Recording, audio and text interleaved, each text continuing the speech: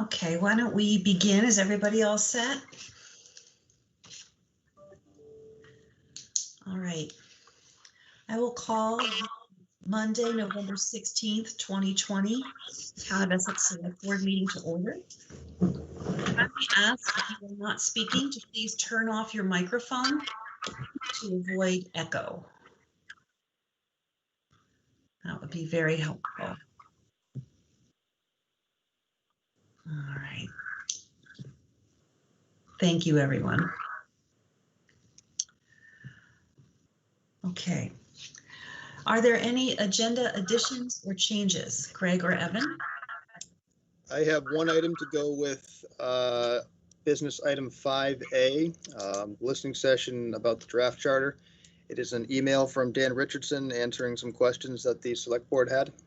Okay. Thank you, Greg. Board members, do any of you have any changes to the agenda? Dawn? I'd like to have the minutes from November 2nd pulled for corrections. November 2nd minutes. We will pull those and make them business item 5E. Thank you. 11-2. Andy, did you have minutes that you wanted to pull as well? The same ones. Got it. Okay. Any other items from the consent agenda that board members wish to pull out or changes to the agenda in general? Okay. Then I will take a motion to approve the agenda as amended. I make the motion we approve the agenda as amended. Thank you, Dawn. Is there a second? A second. Thanks, Pat. Any further discussion? All those in favor, please say aye. Aye. Aye. Opposed? Okay, so it's approved 4-0. Now we are going to move to business item 4, which is public to be heard. This is for items that the public wishes to discuss with the board that are not on the agenda. So we do have a listening session about the merger charter on the agenda. So any comments about that should wait for that point in the meeting. But any other comments that folks might have, please feel free to make by either raising your hand in your menu bar or indicating in the chat that you wish to speak. And when you do speak, please state your full name, and otherwise please keep your microphones off. Thank you. I see Annie Cooper has her hand up. Hi. Hi, Annie, go ahead. Thank you, Chair Haney. I just wanted to say that I'm so grateful to the entirety of the select board for the amount of trust I can place in all of you. I know it will be challenging for you between now and March as you make decisions that are different than the way the work had originally started. So the manner in which you must now go will be, I think, probably a lot more difficult than it might have been had everything gone according to the original plan and everything had gone on to the ballot in November. And so I'm so grateful as a town resident that I feel confident in the trust I have in all of you. And I know that it will be hard, and I'm just grateful. Thank you very much. Thank you. Anybody else wish to speak on items that are not on the agenda? I see Lorraine Zaloom's hand. Go ahead, Lorraine. Thank you. I was just curious, do you guys, just because I kind of feel in the dark and COVID is on the rise, how are we doing with our local businesses? And is there an assessment that's going on, or have you guys heard anything? And how can we help?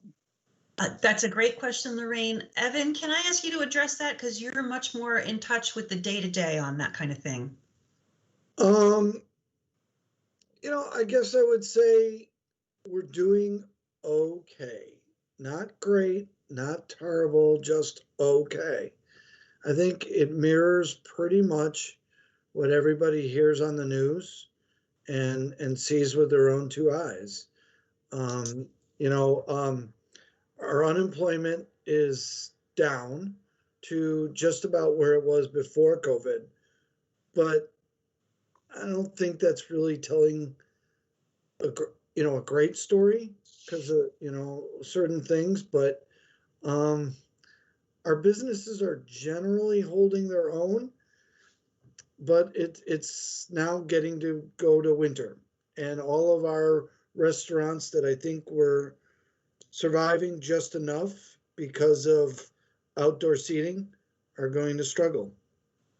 I think the state has done the best it could and can with assistance, but it's also very difficult for small businesses to understand all the things that are asked of them from the state, which is asked from them of the federal government and all the reporting requirements. So it's been very difficult, but overall we're doing okay, as best can be expected. And I think one of the things I would say is, for those who, maybe are not fans of takeout, become a fan of takeout. For those who probably could buy something or anything they want on Amazon, consider buying it locally. That's right. And even if it's a couple of dollars more, those are a lot of your friends and neighbors whose jobs depend upon local sales. We here at the Town and the Village, we're preparing for a much longer haul to get back to some semblance of normal. And that's not a good thing. Right. So, Lorraine, did I answer your question? Yeah, pretty much. I mean, I think I saw you at Black Flannel the other day. Didn't want to interrupt you, but like, well, I try to practice what I preach. It was good, Evan. It was good to see you there. But what I was wondering is, even, they've tried to do a great thing to have the beer garden out there, but I see, in terms of out of the box thinking that they have the propane in the front in the parking area, no propane there. And is it because there might be pad requirements for stability? I mean, I'm wondering if there's some thought processes for people in the community to be able to help people stay outside, because Vermonters are pretty hardy. We could have fire pits, things like that. I see Hotel Vermont does things like that in the winter. And my other concern was certainly haircuts. People are afraid to go inside now. And then I know the state has certain regulations, but the state and the local towns were pretty flexible in allowing us to buy alcohol and transport it, which is unusual. Those kind of flexibilities, I think, help sustain them. So sure. Are there other people that are weighing in, haircutting places that are going to be struggling over the winter? And is there any way to put them outside to mobilize them, or something that we could create some flexibility through this until we get the vaccine? So maybe to go on that, I was talking with a local restaurateur a couple of weeks ago, and their tent rental is really expensive. And then, those heaters that take propane, he was saying it's it's easily several $100s a month for those propane tanks to keep those heaters going.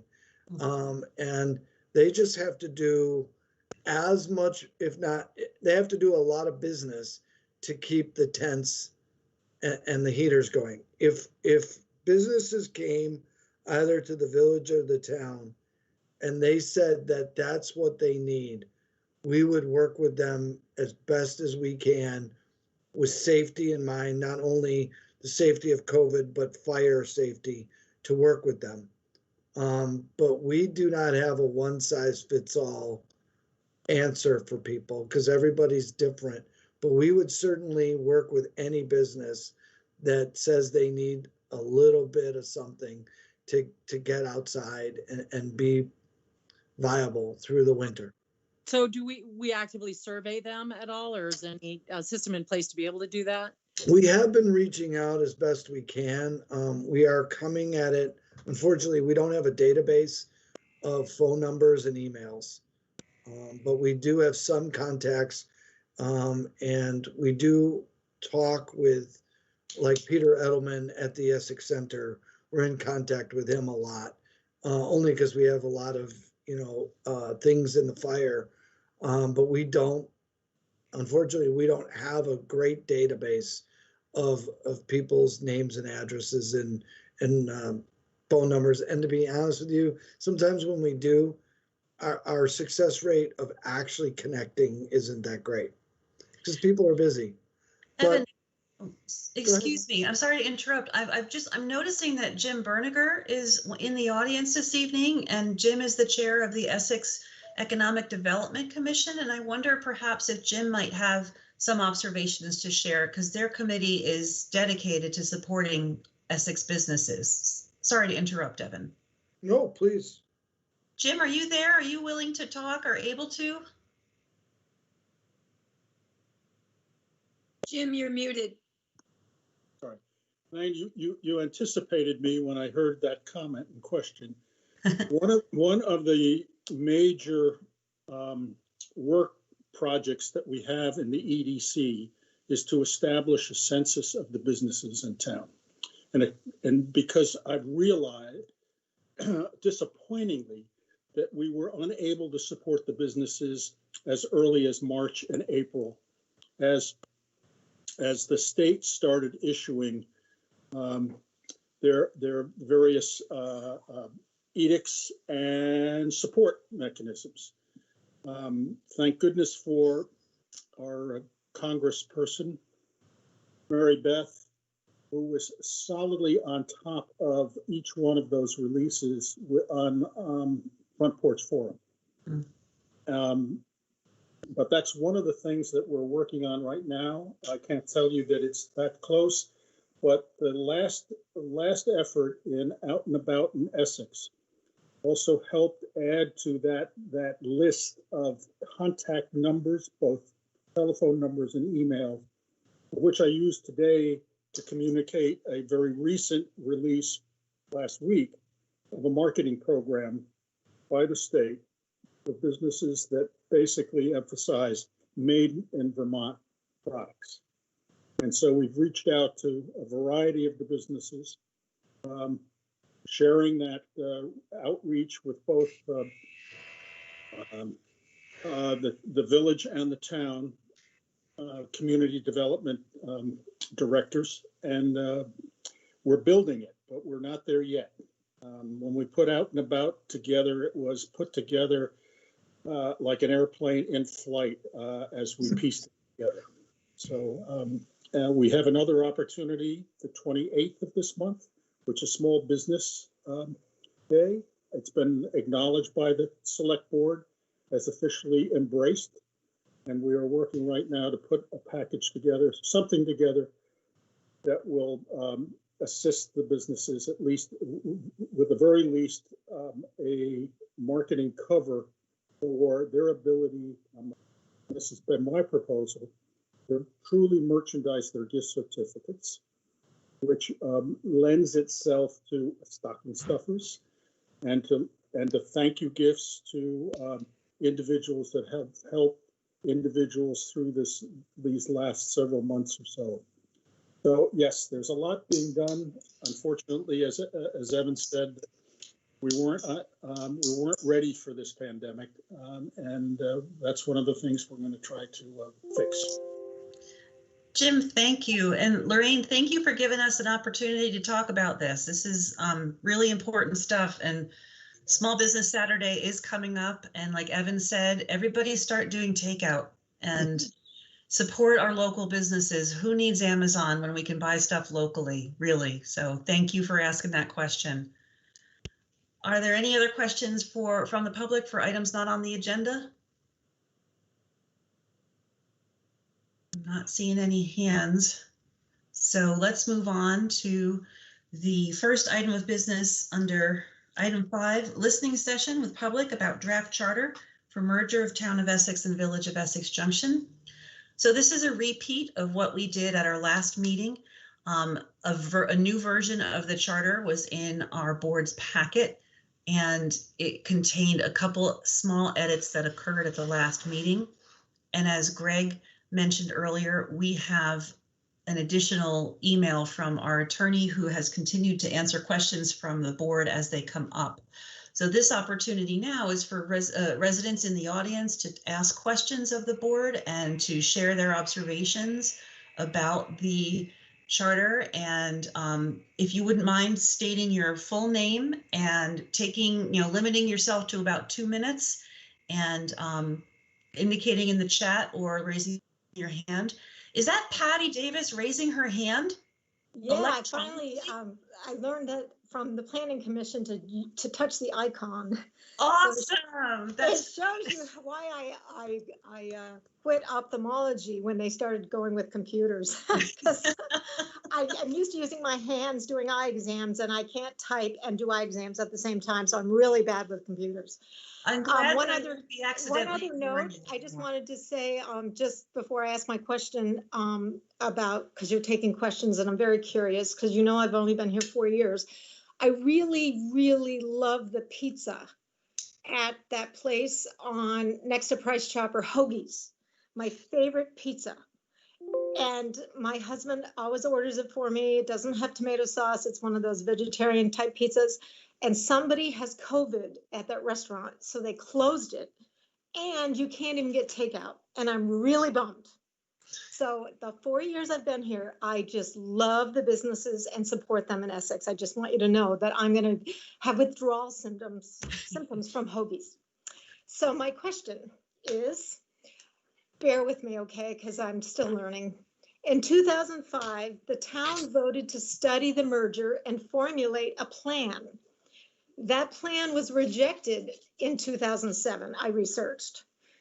Did the voters of the town of Essex, TOV, and the town of Essex vote to have the select board come up with a new plan of merger with the village? I'm curious, because if not, the select board is operating without the consent of the governed. I mean, logically, that's my question. And what I see, and like, again, I've only been here 4 years, so straighten me out. What I see is a handful of elected officials from the village that should not be allowed to bully the voters of the town outside the village into considering a plan of merger, especially when the town outside the village wasn't invited to take part of negotiations. That's my only question. Thank you. Thanks, Patty. I'll answer your question as quick as I can. That merger process was basically finished when the vote was overturned. And so from that point on, the select board and the trustees took a breather for a while and then began the very slow and intentional process of consolidation. And between 2014 and today, we have, maybe even before 2014, we have bit by bit done consolidations. For example, we now have one manager, we have one finance director, we have one clerk, we have brought together some of our departments, and with the intention of creating efficiencies, eliminating duplication, and lowering taxes, or at least making the taxes be spent more efficiently. And so between 2014 and today, we have managed to save the voters about $2.8 million because of those efficiencies. Merger is the next continuation of that. And the elected officials on both boards have determined, after all the most recent 2.5 to 3 years of deliberations and research, that moving forward into merger is the next best thing. The comment about moving forward without the consent of the governed, this is going up for a vote. And so in November, 2 weeks ago, the village residents voted yes, resoundingly. They support the idea of merger. In March, we're hoping that the town voters, should the select board decide to put merger on the ballot, that voters will vote yes on that as well, because it is the next step in that consolidation effort that has been saving us so much money. So that would be the consent at that point. So I hope that answers your question. Can I just add one more little question from what you just said? Because real quick, I hear you. I just am curious. This is one more question and I'll be done for the night. given the typical tax increase for the town, and especially with a 30% addition to the budget, can a town inside the village resident actually expect to see a reduction in their total taxes for the first year or any year with this plan of merger of yours? I'm just curious. Well, as you know, there is a 12-year plan for taxation balancing. So there will be a reduction in the village and an increase in the town outside the village. And all things being equal, on the average house of $280,000, we expect that a village resident would see about a $30 a year decrease. However, that can be offset by other expenses that may arise. It might be a year when we have to buy a ton of road salt, and so we have to spend more money on that, and the tax will go up for that. Independent of all the other considerations, with merger, yes, there would be a reduction in the village and an increase in the town. But all the other aspects of government that we have to pay for may make changes to those amounts. So we have a good guess as to what that amount's going to be for the average home in Essex Junction and in the town, but it's not written in stone. Thank you. You're welcome. Annie, please go ahead.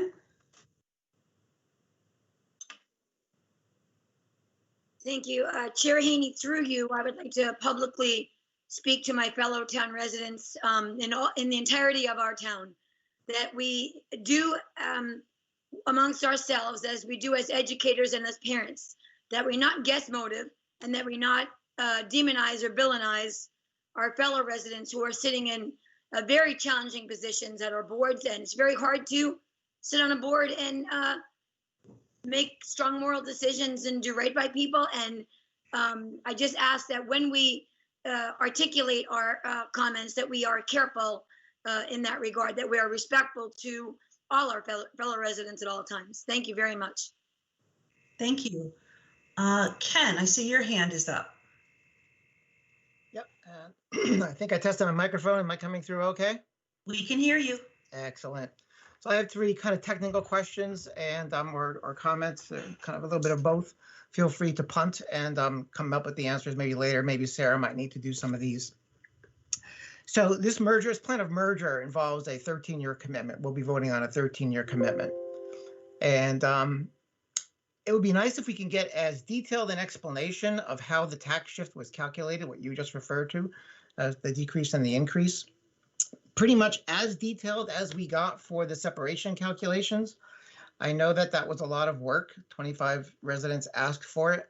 And I think for me, for one, I would like to see how those numbers were calculated before I'd be comfortable voting for it. And I think others might want to see that as well. What will be the impact of the differential in grand list growth rate? I've heard it said that the village and general grand list growth rate is about 0.5% per year lately, and the TOV is somewhere around 2%. Well, that's going to have some impact, I think, on how that tax shift gets calculated each of those 12 years. Now, I understand that Sarah's presented the numbers as though there was no change over time, but 12 years is a long time. That differential is going to make a difference, I dare say. And it might be nice to see just how that might come into play.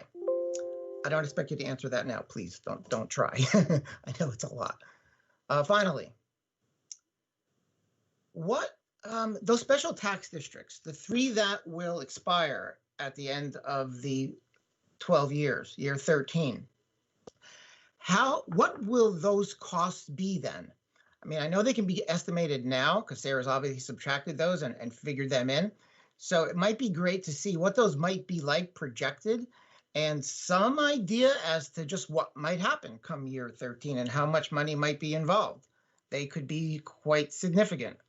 And the default, of course, with no action, they would be rolled up into the town pretty clearly if the services rolled on as planned. That's certainly one scenario.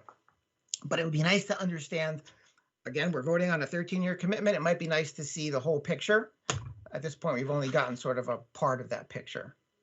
One last thing is, I heard that comment from Patty. I thought that was quite illuminating, actually. I've heard George Tyler say that the typical town tax increase, as normal, would be approximately the same amount as the village expects to see as its decrease. I don't know if I didn't do the calculation, so I don't know if that's true or not. But if it's anywhere near that neighborhood, I mean, that's an important thing to know. In other words, if I was a village resident, it might be nice for me to know that, yes, I'm going to get a decrease, but I'm going to also get the typical increase, and I might not see a net tax deduction. That's it. Okay, so Ken, let me see if I got this straight, what you're looking for. You're looking for more specific information on costs of merger and more. No. How is that tax shift calculated? The 25 up and the 35 down. Thank you. And you are looking for specific information about what would happen to each tax district at the end of the 12-year period? What would happen to the town's taxes? What would be the impact of the expiration of those 3 tax districts that would not be netting out to zero? The debt reduction one obviously goes to 0. And I forget what the other one of the 5 are, but then there's the 3 that would remain. Understood. And then there was a third. Could you just remind me of your third request? Sure. What is going to be the impact of the differential growth rate of the grand lists? Okay. So as you said, that's not something we can answer right now. And what I can say is that before COVID occurred, we had one public session where we started talking about those questions, and we had materials to share.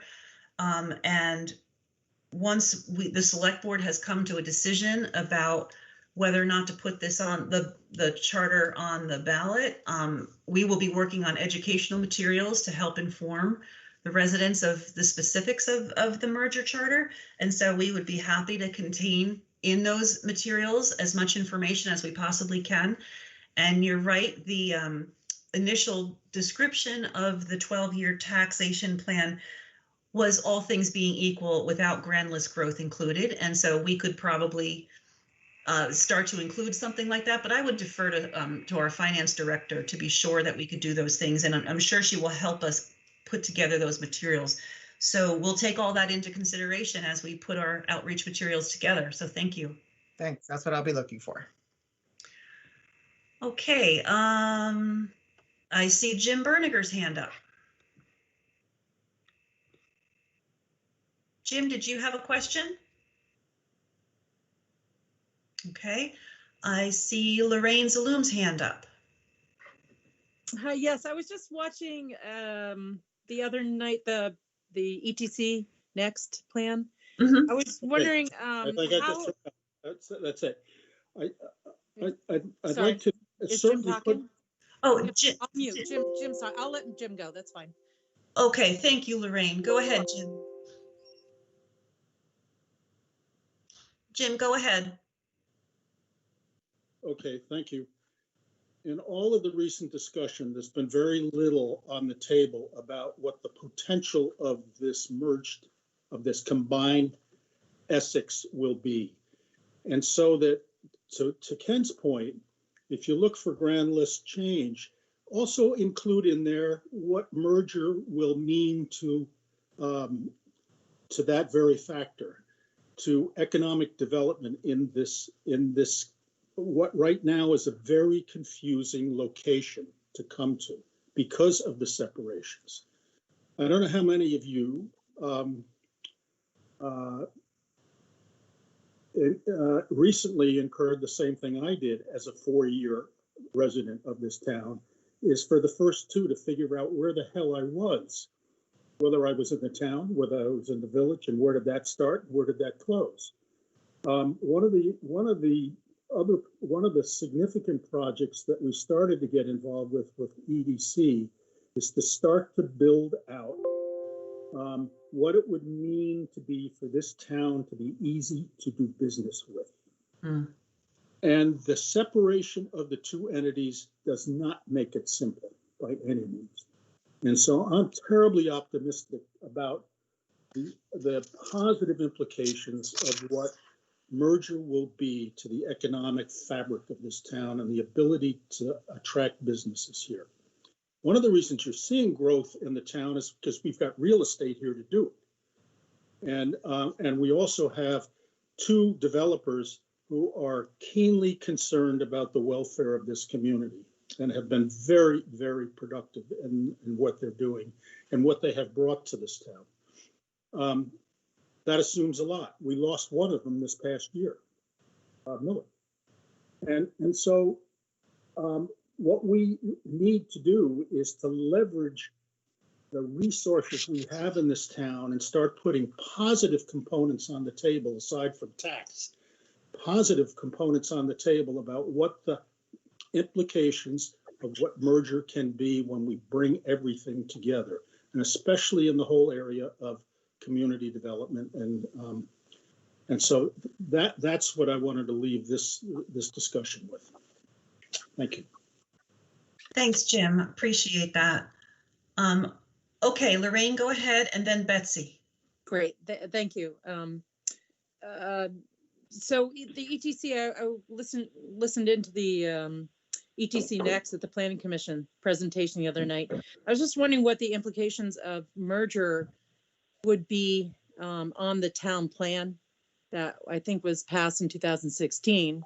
How would it affect it, if any? And then the other, just to address the gentleman that just spoke, my other concern is the Resource Preservation Industrial District, because when those warehouses were put in, from my perspective, that it was not a fit for the area. And so I have concerns about development taking place without sustainability and without kind of an even keel toward residentials as well.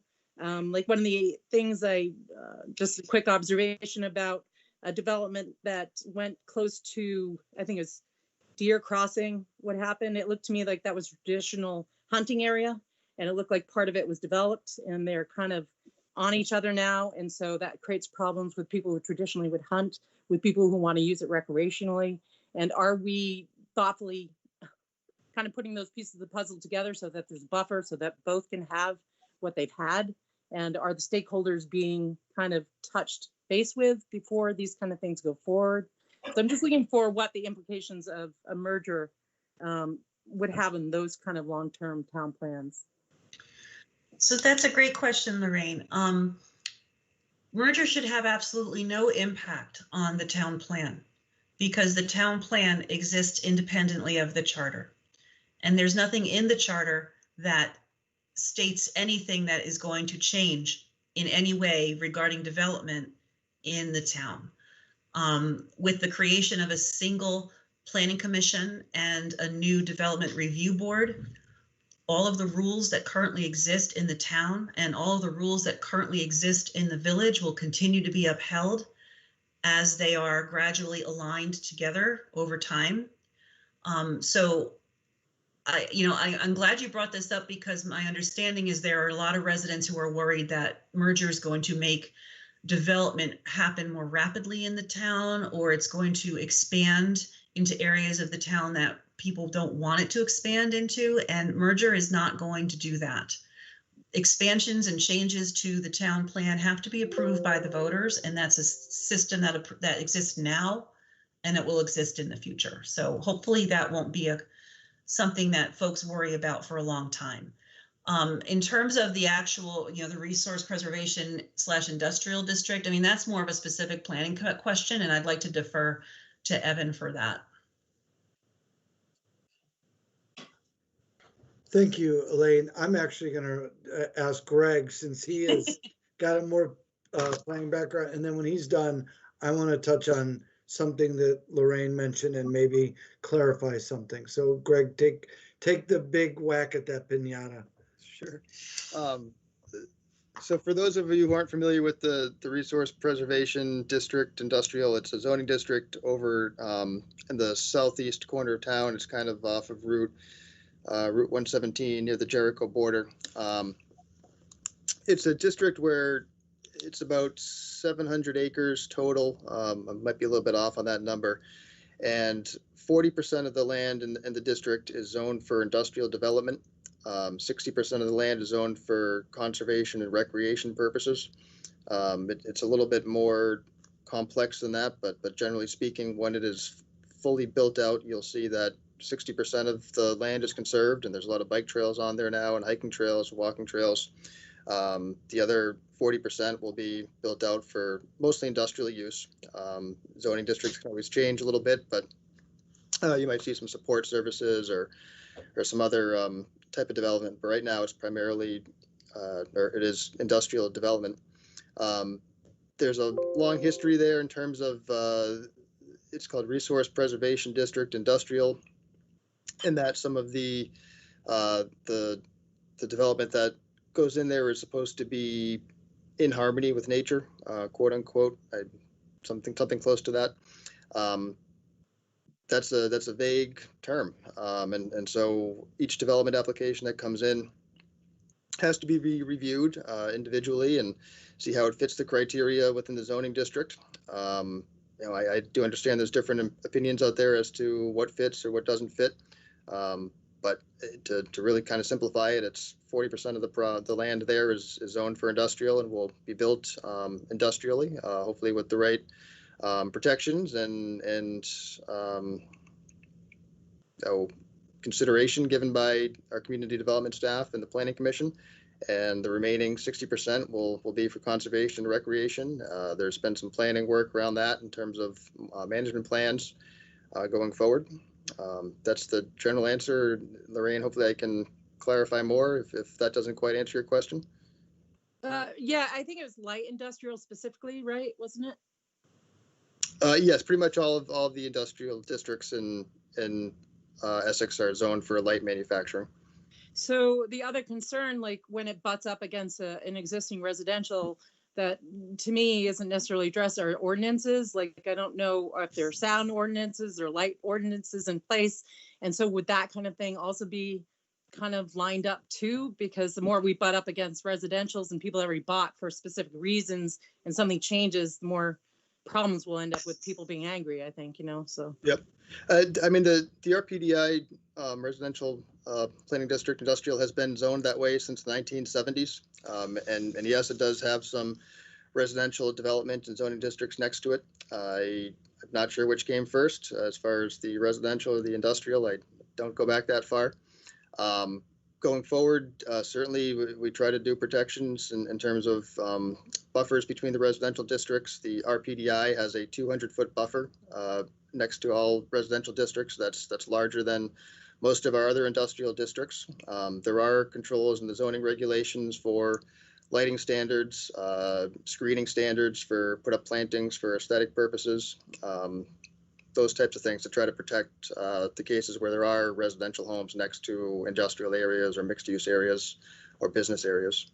And were there any restrictions for sound and measures for sound or anything like that? Because I don't think there were any berm requirements.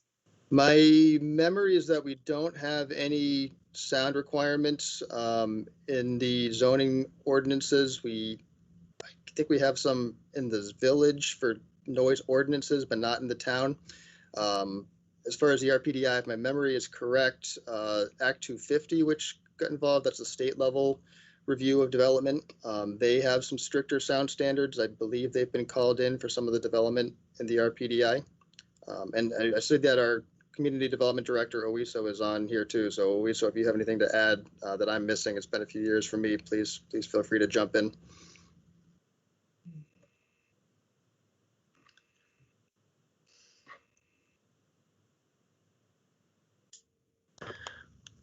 I don't really have anything additional to add. I mean, again, and we're open to any questions. If you want to call the office, we can talk specifics as well. So that circles back to kind of one of the differences between the merger plans, where I think the junction merger plan in terms of the ordinances didn't require hearings, but the one in the village, the town one that will be voted on next does include a hearing for ordinances, because the ordinances not being aligned, I think also, if I'm understanding right, can create problems for the police officers as well, because I think it makes it a little bit harder for them to also enforce things when they're not aligned. So I'm wondering if that's something that would be worked out a little bit more in more detail. So I'll touch on this. Lorraine, the village's version states that they'll follow the state statute on ordinances, which requires at least one public hearing. The town's version specifically calls out that there'll be at least one hearing. Now, by town select board policy adopted by the select board, they can adopt more public hearings in just not by charter. They could just say, we'll do 2. In the past, the town, when it was doing the gun discharge ordinance review, they did several public hearings, well and above what the required was. They did that because they understood that the public wanted to be involved, needed to be involved, and wanted to be heard. So there's no prohibition against more public hearings. It's just a minimum standard of 1 is the state law. And in the charter, the town made, I can't remember if it's now 2 or 1. Wait, Evan, are you sure about that? Because I swear in the trustee meetings, they've said more than once it was not required, the hearing. Yeah, the state statute does not require a hearing. So the select board in our version requires a minimum of 1 hearing. It requires notice. I'm sorry. It requires notice. Right, which is very different. It's a public meeting. It's notice of a public meeting. And then Lorraine, I wanted to touch on one of your other questions about development, conservation, and hunting. A lot of what's going on in the town is subdivision work out in the town outside the village, outside of the sewer core area. What we are seeing is people who own land in tracts, 10 acres, 20 acres, who are not farming anymore. And they are looking to develop those parcels. They will not have sewer, so they are building parcels large, and they're dividing parcels large enough to have septic fields on those parcels. Those parcels are also butting up against former lands that were used for hunting, whether the former owner or their adjacent property owners allowed hunting. That's a property right of that current landowner in the current zoning of the town to subdivide their lots. That's just it is just what is allowed. And if it moves hunting, it does, but that's what is going on in some parts of the town outside the village, in the areas that are not in the town sewer core. And it's a property right. But one of the things the town has made a commitment to, including in developments of these parcels, is land conservation.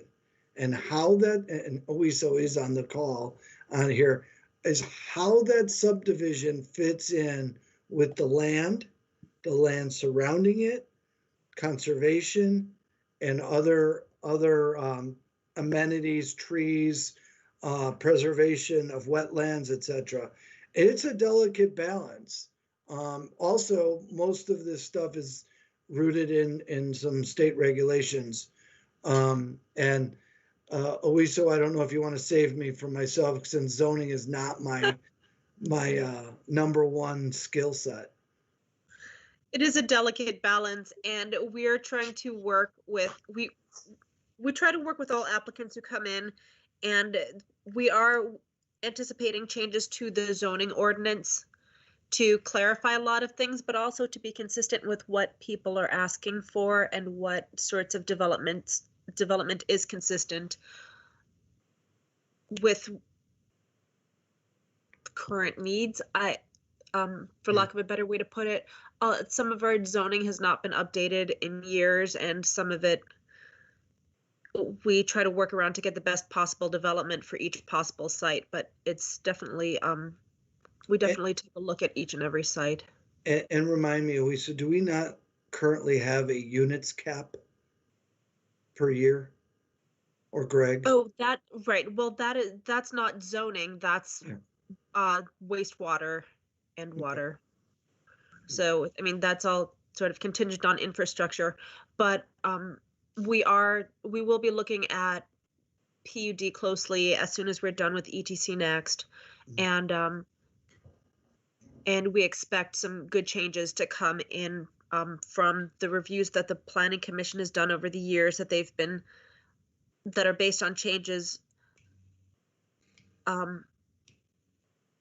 stemming from the experience of the Planning Commission of what is good, responsible development. And I air quote good because, of course, that's sometimes it's in the eye of the beholder, but it shouldn't be. There should be sort of a clear common standard of good, and what we want ultimately should be reflected in the zoning ordinance in any case, so that everyone is clear about what is allowed on a parcel.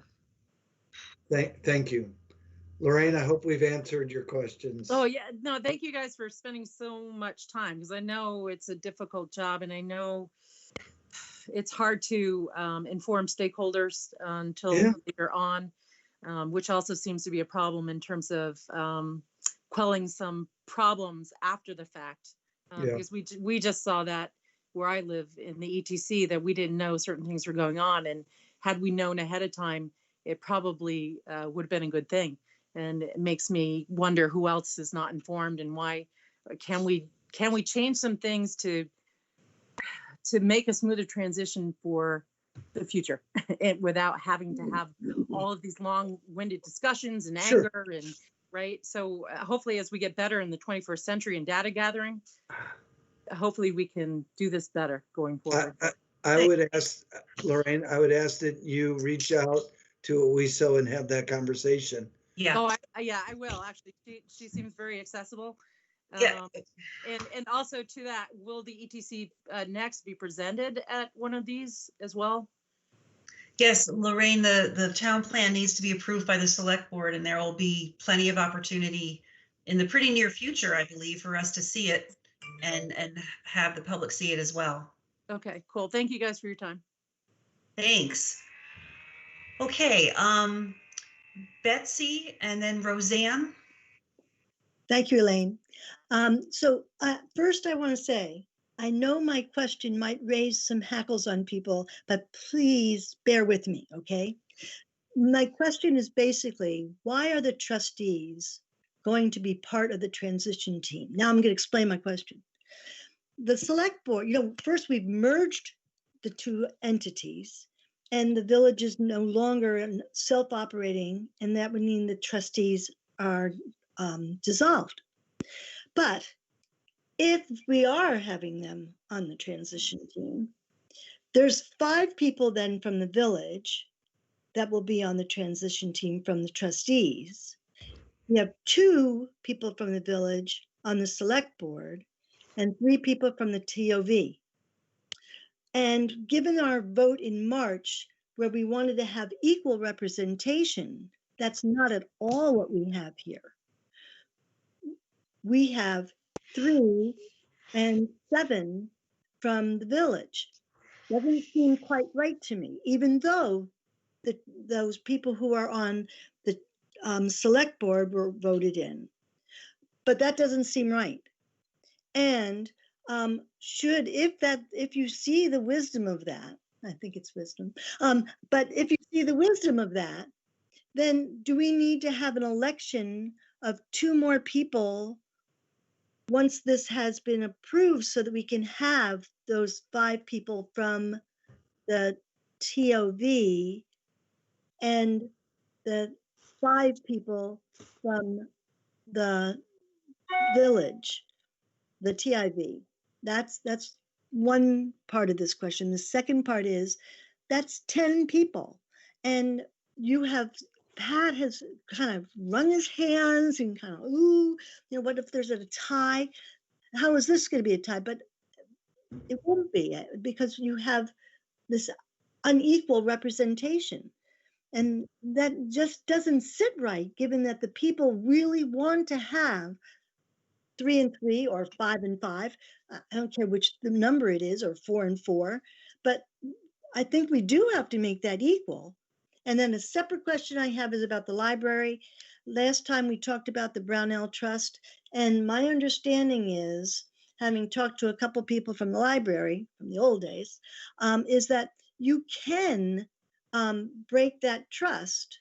We were given information back in 2006, legal advice about how to do that. So we could break that Brownell Trust and not have that. Those are my questions. Thank you. So Bessie, regarding your first question, as we have pointed out a couple times in the past, based on our research, when two municipalities merge, the standard operating procedure is for the boards of each municipality to join together after the merger's been approved by voters and serve as an interim governing body until a new board is elected.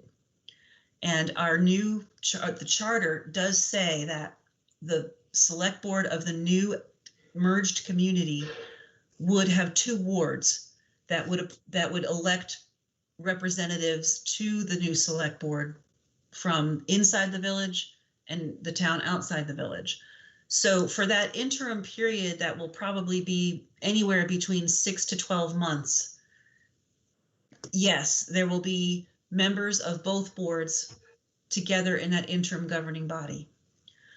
Up until the point when the new permanent board is settled, actually up until the point when the interim governing body is established, members of the select board currently represent the entire town. And this is an age-old discussion that we've all had, and there's a lot of disagreement over it, but the fact remains, currently, the town select board is an at-large board. And it does not matter where select board members live to be members of the select board. So while, yes, there are 2 residents on the select board who live in the village, and there are 5 residents of the village who serve on the trustees, over the last several years in our joint meetings, we've all governed together quite well, and I'm not recalling any particular disagreements that disadvantaged either side of town based on who lived where. And so I think I'm just going to have to ask for your forbearance and patience and understanding that we are following procedure, that when 2 towns merge, their boards come together for a small period of time. They govern together until there's an election to seat the permanent board. And when the permanent board is seated, there will be direct representation between the geographic locations of where those board members live and who they represent on the board. The second question regarding the libraries, it has been the express request of both library boards to not do anything to change the way they do business now. We have no desire through merger to upend their operations. And while it may be legally possible to break the Brownell Trust, that is not the desire of the Brownell board any more than it is the desire of the Essex Free Board for us to intervene in their practices in any way. So we are going to, we have in the merger charter now an acknowledgement of the fact that 5 Brownell Library trustees are elected per the Brownell Trust, and that's what's in the charter, and that's what's happening now, and that's what's going to happen after merger. Okay. Thank you. Thank you. I see Roseanne and then Margaret. Hi, can you hear me, Elaine? Yes, ma'am. Excellent. Thank you very much. My question actually refers back to Evan's prior discussion, and he was talking about the fact that these subdivisions for development are farmers who are getting out of the business. And my question is just, are we doing anything to try to help find solutions that would keep this land being used for farming. I think that's a very important consideration of this state, and that's my question. Thanks. Greg, I'm gonna let you take that one. Sure, I'll unmute myself. So there's a fair number of things statewide and locally, Roseanne. At the state level, you may have heard of a program called Current Use, which is a tax incentive program. It provides reduced taxes to landowners who keep their property undeveloped, either in agriculture or in forestry. Locally, we have a similar program called the Farm and Open Lands Contract. There's not too many property owners who take advantage. It's probably 10 or 12 people. And same thing, they get a break in the property taxes. In return, they promise to keep their land open from more development in the town of Essex. We also, a few years ago, created a conservation reserve fund, which can be used for a few different ways. There's a criteria policy that the select board adopted. Off the top of my head, I remember we can use it to help with legal fees or land surveying costs if a property owner is thinking about conserving some land. If the fund gets enough money into it, it could be used to supplement grants or to supplement partnerships with other organizations or land trusts that might be looking to conserve land in Essex. And if the fund really gets big, there's always the opportunity for an outright purchase of property. The Farm and Open Lands Contract also at the local level has a clause where if somebody looks to sell their property, the town has the right of first refusal on that land. Doesn't mean the town always takes that offer. We actually recently had one where staff didn't think it made a whole ton of sense to purchase the property, both for conservation purposes and also for lack of funds dedicated for that. The select board took a look at it, they agreed, and they approved that sometime in the past month or so. The community development department also has good relationships with some of the larger land trusts in the area, the Vermont Land Trust, Nature Conservancy. I'm blanking on some of the other ones, but have worked well in the past with different land trusts to try to see what's available land-wise and what might be coming up. So those are just a handful of things that we do and have done that are direct. There's also, as Evan was talking about, some of the subdivision regulations in zoning districts have different criteria of what can be developed, what can't be developed. Awisa was talking about some of the different creative ways that are available to us that would take, in some cases, close reading of the zoning regulations, in some cases some creative updates, but there's also zoning ways to try to protect that open space. And there's a lot of restrictions both locally and at the state level in terms of protecting natural resources, whether that's wetlands, agricultural soil. There's different thresholds of when some of those protections kick in, but there are a fair amount of protections locally and statewide to try to protect our natural resources. Thanks, Greg. Okay. Yeah. Margaret. Hi, thank you. Can you hear me? Yes, we can. Oh, good. This kind of goes back to the previous discussion about the zoning. And I know that since they've started developing the area around Allen Martin Drive and putting in those big warehouses, there are more and more really big trucks on Route 15. I almost never drive Route 15 without seeing a semi. And the other day I was absolutely floored to see a huge tractor trailer loaded with telephone poles trying to make the turn from Sand Hill Road onto Route 15. Yikes. That section between Allen Martin Drive and that section of Sand Hill Road between Allen Martin Drive and Route 15 should maybe consider some signage that says no trucking. The other thing is that the intersection of 128 and Route 15 is a really sharp turn, and there are no signs to let the truckers know that it's a really sharp turn. I know when you come down Route 15 in Jericho by Joe's Snack Bar, there's a big sign that says 15 miles an hour and arrows showing which way the road's going.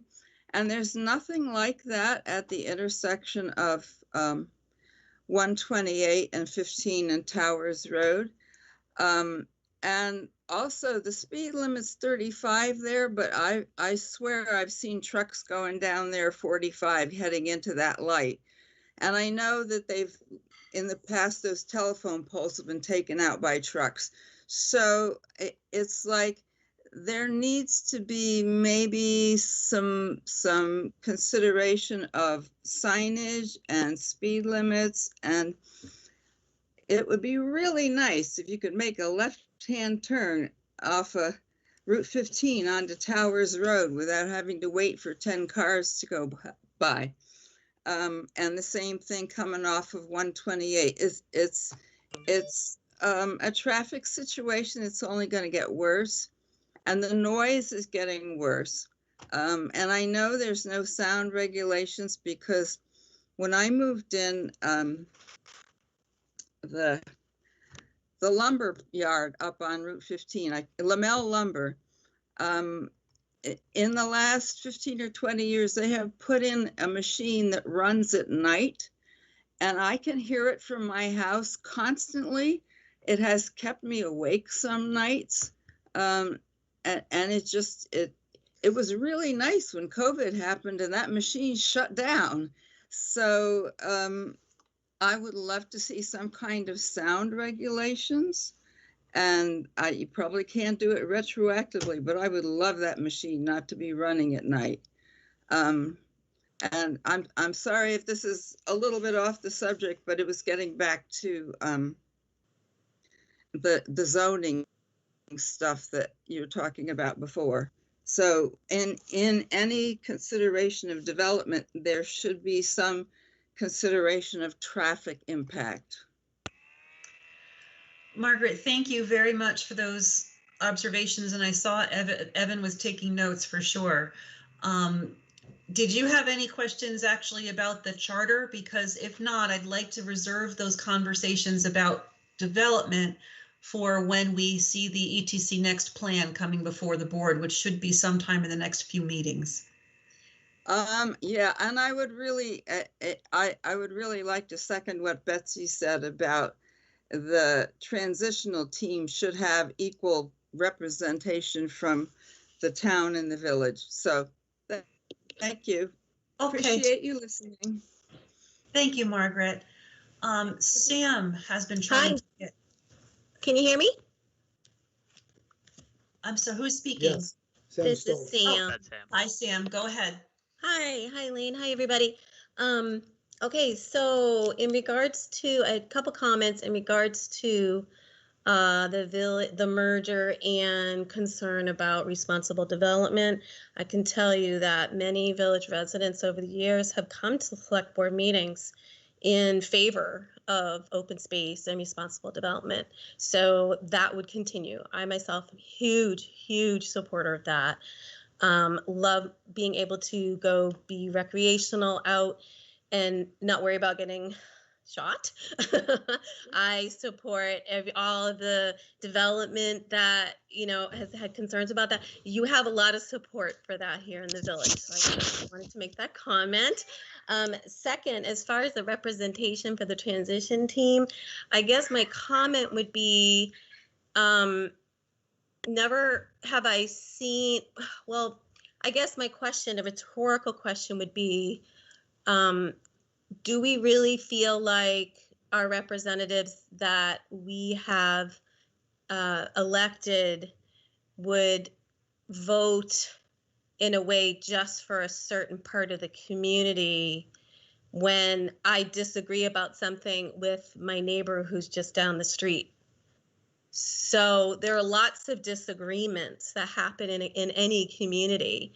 And so our representatives are there to hear all our problems. And so I just, I just feel like we're in this together. I think we have a lot more in common than you think. And I don't think that just because someone lives at Main Street, Essex Junction, that we know how they're going to vote. I just don't. Okay, so my questions, a couple questions are, has the population between the communities inside and outside the town, I've been a resident for 21 years now, has it always been like kind of an equal population based, do you know? Have there been like more people in the village at one point? Well, Sam, I think that I couldn't tell you specifically off the top of my head, but in recent years, the populations have come to be very, very close in size. Okay. But that for a long time, the village was smaller than the town, and gradually, especially after IBM moved here, then we had balanced out. That's what I'm trying to say. Oh, but okay, interesting. Okay, that's interesting. And then this, sorry to raise this back again. So how many years would you say the village has had representation greater than the town per se on the select board? I mean, granted, we had our own, local government board, but were there, how many years? The only time that the select board has had more members who live in the village than outside of the village was 2018, when it was me, Annie Cooper. Wait, there were three village residents at one point, right, Evan? 2018? And that was the only time. So 1 year. 1 year out of all the history. Yes. Okay. All right. I think we can handle 1 year of a transition. I do, or whatever it would be, however many months. I don't know. I think it's a moot point. I really do. And then for taxation, how many years has the town inside the village been paying more taxes than the town outside the village residents? Good question. I can't answer that question specifically like that. What I can say is that since 1893, when the village formed itself, it has been taxing itself for services it needs. Over that century or more, the village has continued to tax itself for those services. And then when the town added those services for itself, it continued to tax the entire population of the town. So over time, as the town added services, the taxes increased in the town to cover the cost of those services, but they were not reduced for the residents who live in the town, into the village, who are already charging themselves for those services. Correct. I just saw Andy's hand fly up. I wonder, Andy, if you have an answer to that. And let me make a comment too, that I do understand that we have voting rights from being able to pay. Yes, absolutely. Into the village. I completely understand that. Yeah. Andy, did you want to add to that? Yeah, there is a chart that I found, and I'm sorry I don't have it ready at hand, that shows the tax rates for inside and outside going back to something like 1917 or even earlier. I don't remember how far back it goes. But there was a difference. There was a point where I think it was the school tax change, when the school tax went to a statewide tax. That was when there was a sharp transition of village taxes in aggregate, including your education taxes, became higher than the town taxes. Prior to that, because the school taxes were lower in the village, the overall tax was actually lower in the village for most years, not every year, but most years prior to the statewide education tax. But since then, so it's been 30 years that ago is when that happened. So it's been at least, I think for the last 30 years, the taxes have been higher inside the village. But prior to that, in general, they were lower because the property tax, the education property tax was a local tax. Oh, that's helpful. Thank you very much. That's definitely applicable, although the point still remains that we're talking about just municipal taxes when we're talking about merger. So yes, that changes the dollar amount total that each taxpayer pays because of the tax for schools. But when we're talking about merger, we're only talking about municipal taxes, and we're only talking about village residents and town residents paying differently for services. That's a good point too. Oh, well, thank you so much for answering my questions and taking my comments. You're welcome, Sam.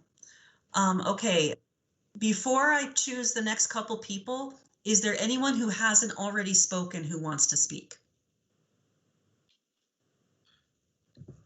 Who is TD? Oh, Tracy Delphia and then Irene. Hello. Hi. So looking at section 105 that talks about the interim governing body, the last sentence, the new Town of Essex Select Board may implement such proposals at the end of the transition period. Should that be after the end of the transition period? Does at the end mean on the last day of the transition period? I guess I'm just looking for clarification on at the end of, what does that refer to? And I think the intent is to be after the transition period is over, that the newly formed Essex Select Board can implement those proposals. But I think it's worth clarifying there. That's how I interpret it, Tracy, but we have experts on the phone. Evan, is Dan here? I think Dan is here. Dan is here. Dan Richardson is our attorney who has been invaluable in helping us get this right. So Dan, can you answer that question? Sure. So the language that comes at the end of section 105A really addresses the some of the transitional issues, and I know one of them is trying to merge the ordinances together. But it talks about that the interim governing body, with the assistance of unified manager, shall develop recommendations for whatever proposals or policies are needed to ensure smooth transition. The new Town of Essex Select Board may implement such proposals at the end of the transitional period.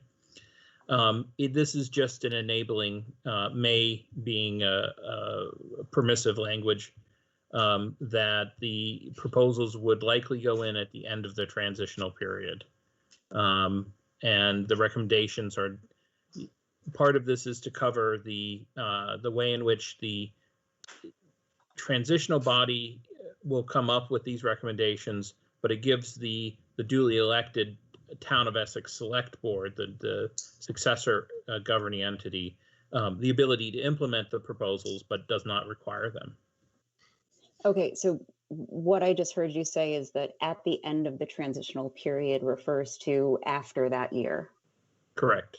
Okay, so building upon that, and stay with me here. The new Town of Essex Select Board may implement at the end of the transitional period. What that triggers in my mind is that the new Town of Essex Select Board refers to post-transition period. Right. So if we go down to 110,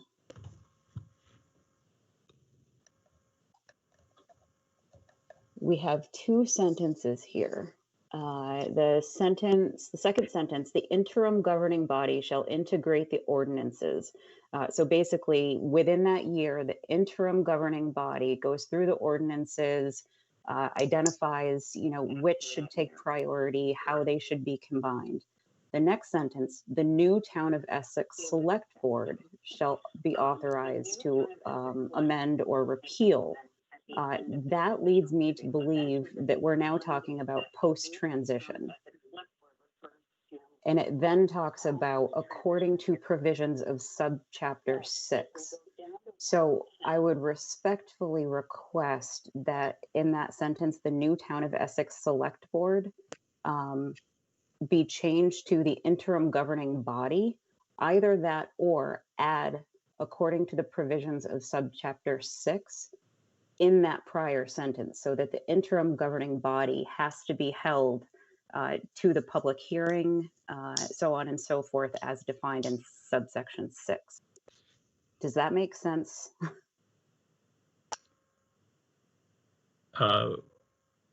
So I'm just looking at this and making sure I understand what you're suggesting, which is, so you have the first sentence of 110 that talks about it's actually the second sentence, the interim governing body shall integrate the ordinances of the former town of Essex with the ordinances of the former village pursuant to section 105B of this charter. And then the new town of Essex Select Board shall be fully authorized to amend or repeal any ordinance according to the provisions of subchapter 6 of the charter.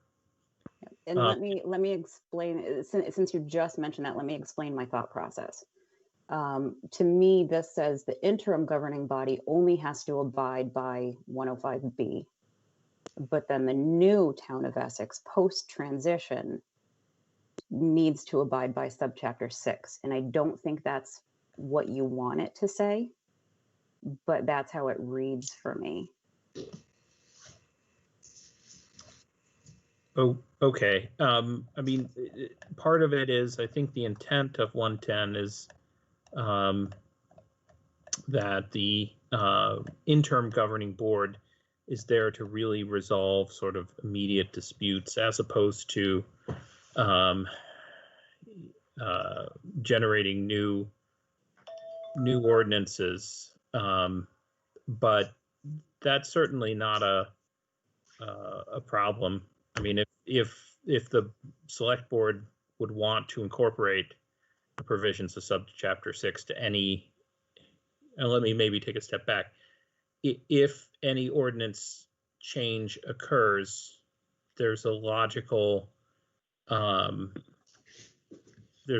process to follow vis-a-vis the ordinance provisions of subchapter 6, as opposed to, you know, I think what 105B is really intending to is really to create a roadmap for conflicts as they arise that may not be necessarily to conflicting ordinances. It may be policies, it may be procedures that their interim governing body is working out.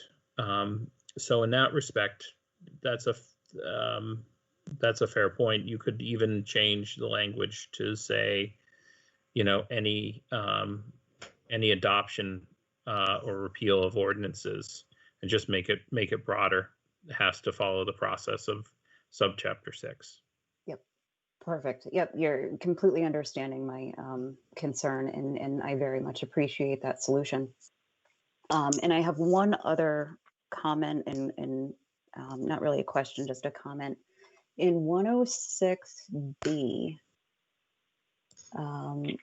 we're talking about a special commission to study the composition of voting wards.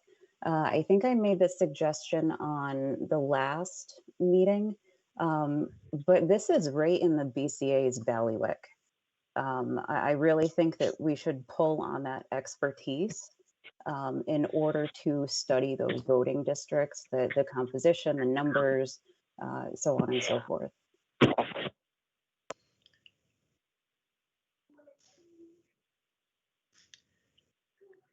I think, I'm not sure if you're asking Dan to answer that, but I think the select board is able to appoint, with this section, that the select board is able to appoint a governing, a group of people to do this work. So it could be the BCA, it could be a commission of appointees. Yeah, and I guess it's my understanding that that's kind of what the BCA already does, right? So it's no, the BCA. Not, excuse me. Let me elaborate on that a little bit more. It's what the BCA does, not specifically for the town districts, but they're familiar with the process. They're familiar with standards of doing so. So I guess I just, why add more onto the plate, so to speak, of the select board? Why not just automatically have it go to the Board of Civil Authority, since they're familiar with that process already? It doesn't make I think it could be just something that the select board appoints at the time it's necessary. I don't know that we need to specifically identify the body that does that work right now in the charter. I think it's up to the select board to make that decision at the time. Dan, if you'd like to elaborate anyway. And we're, just to be clear, we're talking about 106 subsection D. Correct. Is that correct? So if we think about what the BCA does, it reviews voter rolls It approves these voter lists, oversees elections. It performs a number of important functions. But really, what this subsection D is getting to is a bit more of a political question, which is it's a mixed political and legal question, which is that after 3 years following the first election, this provision calls for the new select board to basically appoint a commission to take a look at whether this system makes sense to go forward. This was born out of, I think, some discussion in the beginning that both the trustees and the select board were not necessarily wedded to one or had strong disagreements about one form or another. I think the idea of this, certainly this language wouldn't prevent the select board from appointing BCA members, but the select board may very well not want to appoint, of course, the BCA is composed of members of the select board. And so the select board may want to appoint an independent commission. And this would give them the flexibility to do that. The select board may have consideration where they want certain representatives. So if one of the impacts of this affects, say, commercial landowners, they may want a commercial landowner to representative on here, or a residential landowner or a renter, or they may say the town inside the village, the old village area, needs to have X number of representation, and town outside the village needs to have X number of representation, and our select board doesn't currently have that, but we want it on this commission. It would give them that control and flexibility. And given that the select board is a majority of the BCA, I don't know if you end up with or not a majority, but a significant portion of it. I don't know if you end up with a better or worse process by locking it into a BCA. The difference is that if you lock it into a BCA, that is exactly who you're going to get. It's whoever is on the BCA at that point, which would of course be the select board, the clerks, the justices of the peace, and that may be a workable group. That may not be, for various reasons that we can't, sitting here probably 5 years before this would happen, be able to predict. But it's a policy choice. Okay, yeah, I was just trying to simplify it if possible, but I think I've taken up too much time. But thank you. Thanks, Tracy. So Irene and then Tim German. Hi, thank you. My understanding is that the Board of Civil Authority is 5 select board members plus 15 justices of the peace. And while there may be some overlap there isn't usually. Dawn would be one of those people. So I believe the select board, at least in Essex, is a minority of the BCA. Just because I know how these minutes get written up, it becomes gospel, whatever someone says. And I'm very concerned that this stuff be recorded correctly. Right. And I just want to be clear, I didn't clarify that enough. But you're right, because it is a larger town. There's 15 justices of the peace, which do outnumber the actual select members. Thanks. I also heard Dan Richardson say that the interim board is there to resolve disputes. Well, that gives me a lot of pause, because I just heard that this interim board is going to have 7 or 8 village residents on it, compared to maybe 2 or 3 outside the village residents. And to me, that's unacceptable. If this board is going to resolve disputes after the merger is voted in, then it better contain at least an equal number of people from both parts of the town that currently have equal representation. I'm also concerned about the development that was mentioned. We talked about how important it is to develop things, and yet who's standing up for the wildlife, and who's measuring to see if the development that's going in is appropriate, or if it's not necessarily best for the planet. I understand the push for development and the desire to increase the grand list every year, maniacally if possible. And yet, Evan Fodor years and years ago showed all that research that said, better not bigger.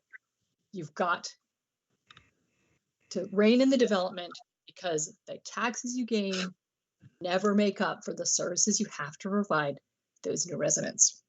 On to my questions about the merger, if I may. Why is it being said that, quote, when we merge, Essex will become the second largest town in Vermont, end quote? We already are. The current tax shift estimates were calculated based on FY20. Could we please ask Sarah to update those estimates to show the effects of the village budget increase for FY21? It is estimated to be a 25 per year tax shift amount for outside the village residents for 12 years. Will that change from year to year, and if so, how? Also, the average annual tax increase right now for the town outside the village property owner is around $40.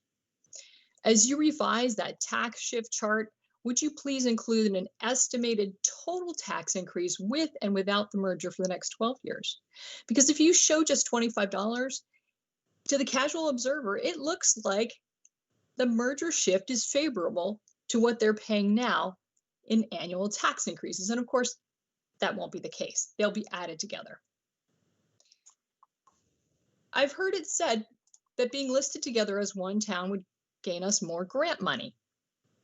It's been said there'd be a benefit to applying for grants as a merged community, and yet there are two recent examples of why we did better financially being two communities rather than one. Record digitalization and Out and About both netted us tens of thousands of dollars more than being one community. So I'd just like to point out there are some benefits to status quo or separation and sharing.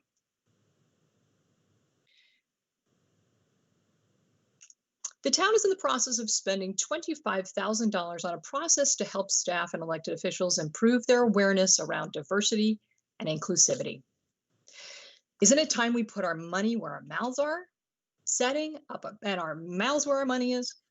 Let's set up a process to revise this proposed plan and include the opinions of those who will foot the bill for this merger. Because for 3 years, no one representing the town outside the village exclusively has been invited to the negotiating table. So much for being not diverse and not inclusive. Please, oh please, show me you learned something for all that tax money that was just spent teaching us about diversity and inclusion. The chair of the select board was recently quoted in the Essex Reporter saying, "We've been at this for so long and we've had so much public outreach and public input and legal expertise that we don't expect to make significant changes to the charter anymore." Aside from the lone public forum in February, when else did the select board reach out to the public for input? And what else have you changed at the public's request? The easiest way to determine if something is fair is to reverse roles in a narrative. What if 11,000 people in the village had zero representation in the merger talks for the past 3 years? What if village residents were seeing a $350 annual tax increase on the average property? Would that be fair? Of course not. Imagine how your friends in the village would treat you, how they would rise up and push back. This merger plan needs a complete overhaul before it goes to the voters in March. Why do you continue to waste our time and money pushing such a lopsided plan? Thank you. Okay, Tim German. Can you hear me, Elaine? Yes, we can. Good. I apologize. I was on audio for a while, so I was trying to get in earlier. But thank you, and hello to everybody on this, both on the select board. I've been very gratified to see, as you know, I've got almost 40 years in living in the town with strong roots in both the village and the town outside the village.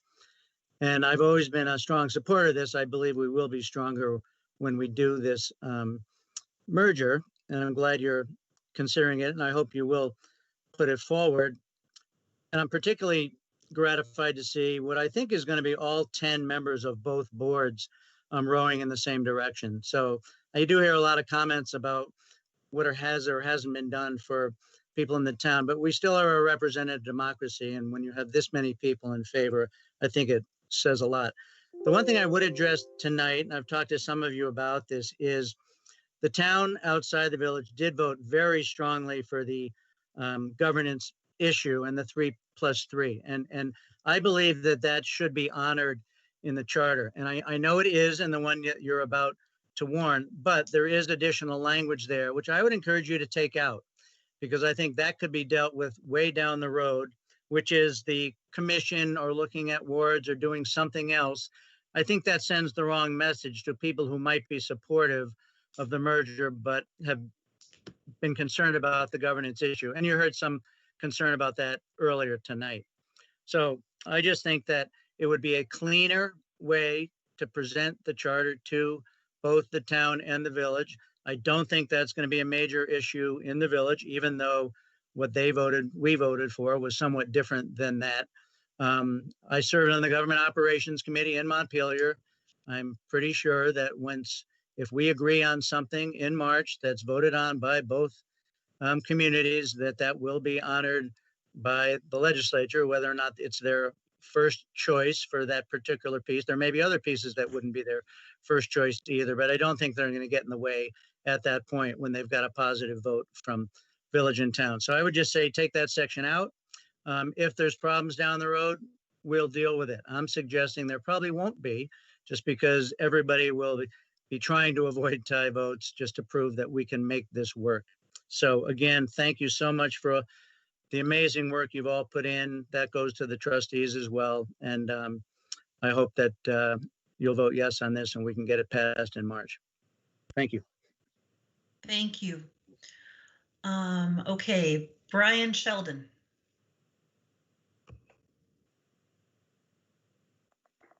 Madam Chair, can you hear me? Yes, we can. Hi, I wanted to basically agree with Tim. Say I was pleased to see that the latest version of the merged charter contains 3.3 in it. That vote represents the work of some engaged citizens and, more importantly, a strong vote of the people. As many of you know, I worked hard to try to get a redistricting commission into the charter, and I think that Tim is right that we should either do that later or push that until 2031, because I agree with Tim in that keeping that sort of looks like it's trying to undo 3.3. So for the people that are very pro 3.3, we should not give them, but we should give them what they voted for. And last, I wanted to thank the trustees, the select board, and the citizen activists here in Essex who've gotten us to this place. This new charter eases in the tax parity for both sides of the village border. It gives the representation wishes for the tax parity on one side of the border and the representation wishes on the other side. So I think it's a good compromise that shows exactly how Essex is stronger together. And then one last thing, I just want to make sure. It's my understanding that the interim board has to contain the previously elected members, so that you can't unelect people under Vermont law. So I don't. I just want to. I think that's what everyone's been saying, but I want to ask that is why the interim board is so composed. Is that right? And thank you. I believe that's correct regarding the interim board. It's made up of both boards of the two municipalities that are coming together. Madam Chair, I would let Dan touch on this one, because there is, let Dan take care of this one first. Certainly. So I'm happy to sort of go through the proposal for the interim governing body. Let me just call it. It essentially will keep the existing governing bodies, and they will essentially merge for the year until beginning. The way it's laid out in section 102, the transition period begins that July 1st following approval of the charter by the legislature, which is the normal effective date or beginning date for these any type of legislative enactment. So beginning July 1st, the new merged entity would begin, and the existing elected boards would act as a merged board that would oversee for the rest of that year until the town meeting that would then follow in the calendar follow in the next calendar year. So if it's approved in July 1st of 2021, that interim board would continue until the town meeting of 2022, so the beginning of March, at which time the actual elected board would take office and would become the new select board for the town. It would have that 3-3 body, and during that interim year, a lot of these interim provisions are really aimed at having that governing body effectively try and transition the two separate entities into a single entity. And they have the authority because these would be the duly elected boards for the town and village. So any decision that's being made, would have the boards before them that would normally have been elected, as opposed to electing an interim board. This way it carries over some of the authority from the former entities, although unlike now, when the select board and the trustees meet, where if something affects the village, the trustees have to vote in a majority, and if it's something affecting the town has to vote in a majority. This would just simply function as a merged board, and the idea is that it would essentially bridge that double entity municipality into that single entity.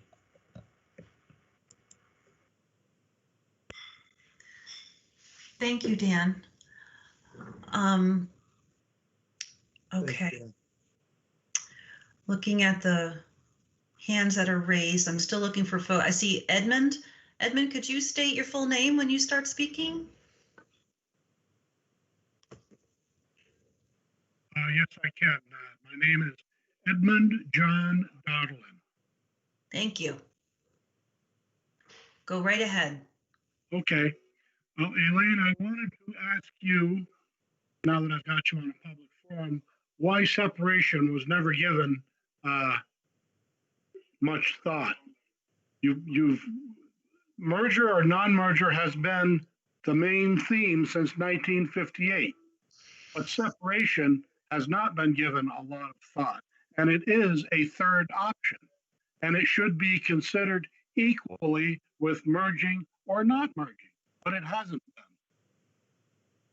I think separation is important because it lets the village keep its identity that it's had as the industrial hub of Essex for over 100 years. Now you're taking our identity. You're taking our identity away from us. And I don't think that's right. At least since you don't give us the opportunity to speak to it. So Edmund, thank you for your question. I can say that in this go round of merger discussions, separation was definitely considered early on when the select board and the trustees agreed to establish a governance subcommittee. The subcommittee reviewed something like 16 different forms of governance that included all sorts of variations, and separation was among the list of governance structures considered. The committee made a list of requirements that any governance structure that we would pursue would meet those requirements. And they were things like, would it equalize taxes? Would it benefit the future economic development of the community? Would it reduce the number of times residents vote? All sorts of questions like that. And we created a chart and we compared every one of the governance structures to that chart. And we ranked them all and then we gave them points. And the ones that had the highest points were the ones that we looked at. And the one that had the highest points was merger. Merger was the one that hit all the high notes. It checked all the boxes. It was the one that had the most potential to do the best good for the town as a whole and had the most potential to give the town the best financial framework to continue into the future. And that's why we pursued merger, because it was the one that met all the goals, or as many more of the goals than any of the other models. As you know, in the past, separation has always been an option because the village has pursued it multiple times. And for whatever reasons in the past that did not work, that's unfortunately water under the bridge. And we're not gonna bring that back now, because what we're doing is trying to pursue what we think what this governance subcommittee thought at the time and what both boards have agreed going forward is the best possible path for the town, which is merger. If merger does not pass in March, then that's, the village has every right to consider separation. It is not something that the select board has asked to move forward on because it is not in the best interests of the town or the village, in our opinion. So that's just why that is not on the table now, because we did consider it. And although we also did get some financial figures from our finance director several weeks ago about separation that were very back of the napkin, people have asked, can we separate or merge on the ballot? And no, the question is we have to answer one question on the ballot. And as I've said multiple times, we strongly feel that merger is the best scenario moving forward for our full community.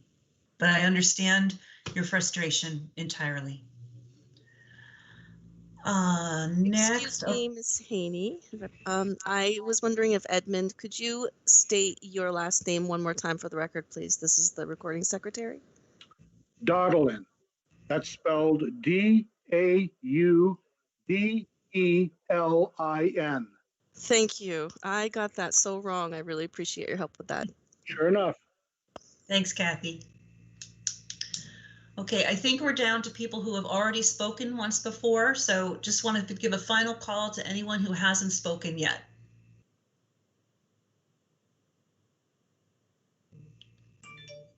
Okay, I'm not seeing any other fresh hands, so I'm going to call your name and please keep your comments very short. We've already had a comment from you before, so we're going to do Patty, Annie, Lorraine, Ken, Betsy, Tracy. I'll be short. I want to comment on the village person that was SS who said, I love the, the recreation areas in the town outside the village. I come all the time and she says she doesn't want to be shot. I like you, girlfriend. You're SS, whoever you are. And I just want to say that everybody's always welcome and people come to like Saxon Hill from everywhere. That I find, this is really important to me, that Evan really needs to understand. I know you moved from out of state, that the town outside the village has grown. It has grown exponentially. It has grown so fast that 2 houses in our circle, on Hillside Circle, were put for sale for an hour and had up to 30 bids. Cash, sight unseen. We have people that want to move out in the town, maybe the village too, but we are growing. And I kindly ask you to please respect I know you respect them, but I really want you to respect them. Just my 2 cents, the planning commission for the town outside the village that has worked very hard over 3 years, and they see and understand the town outside the village growth pattern and what we want and what we need and what our vision is.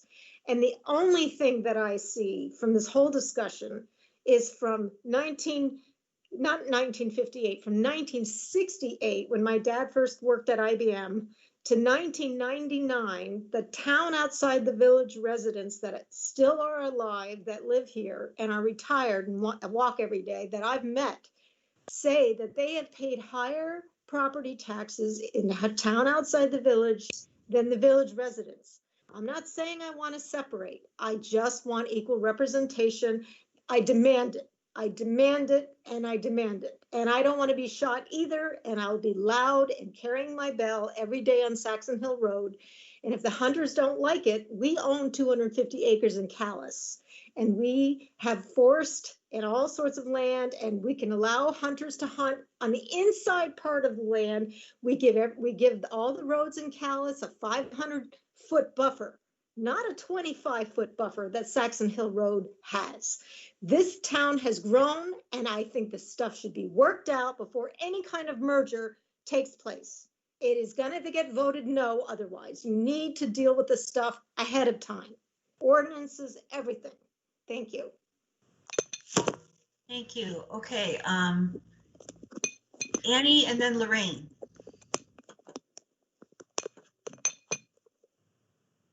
Thank you. I ask that, well,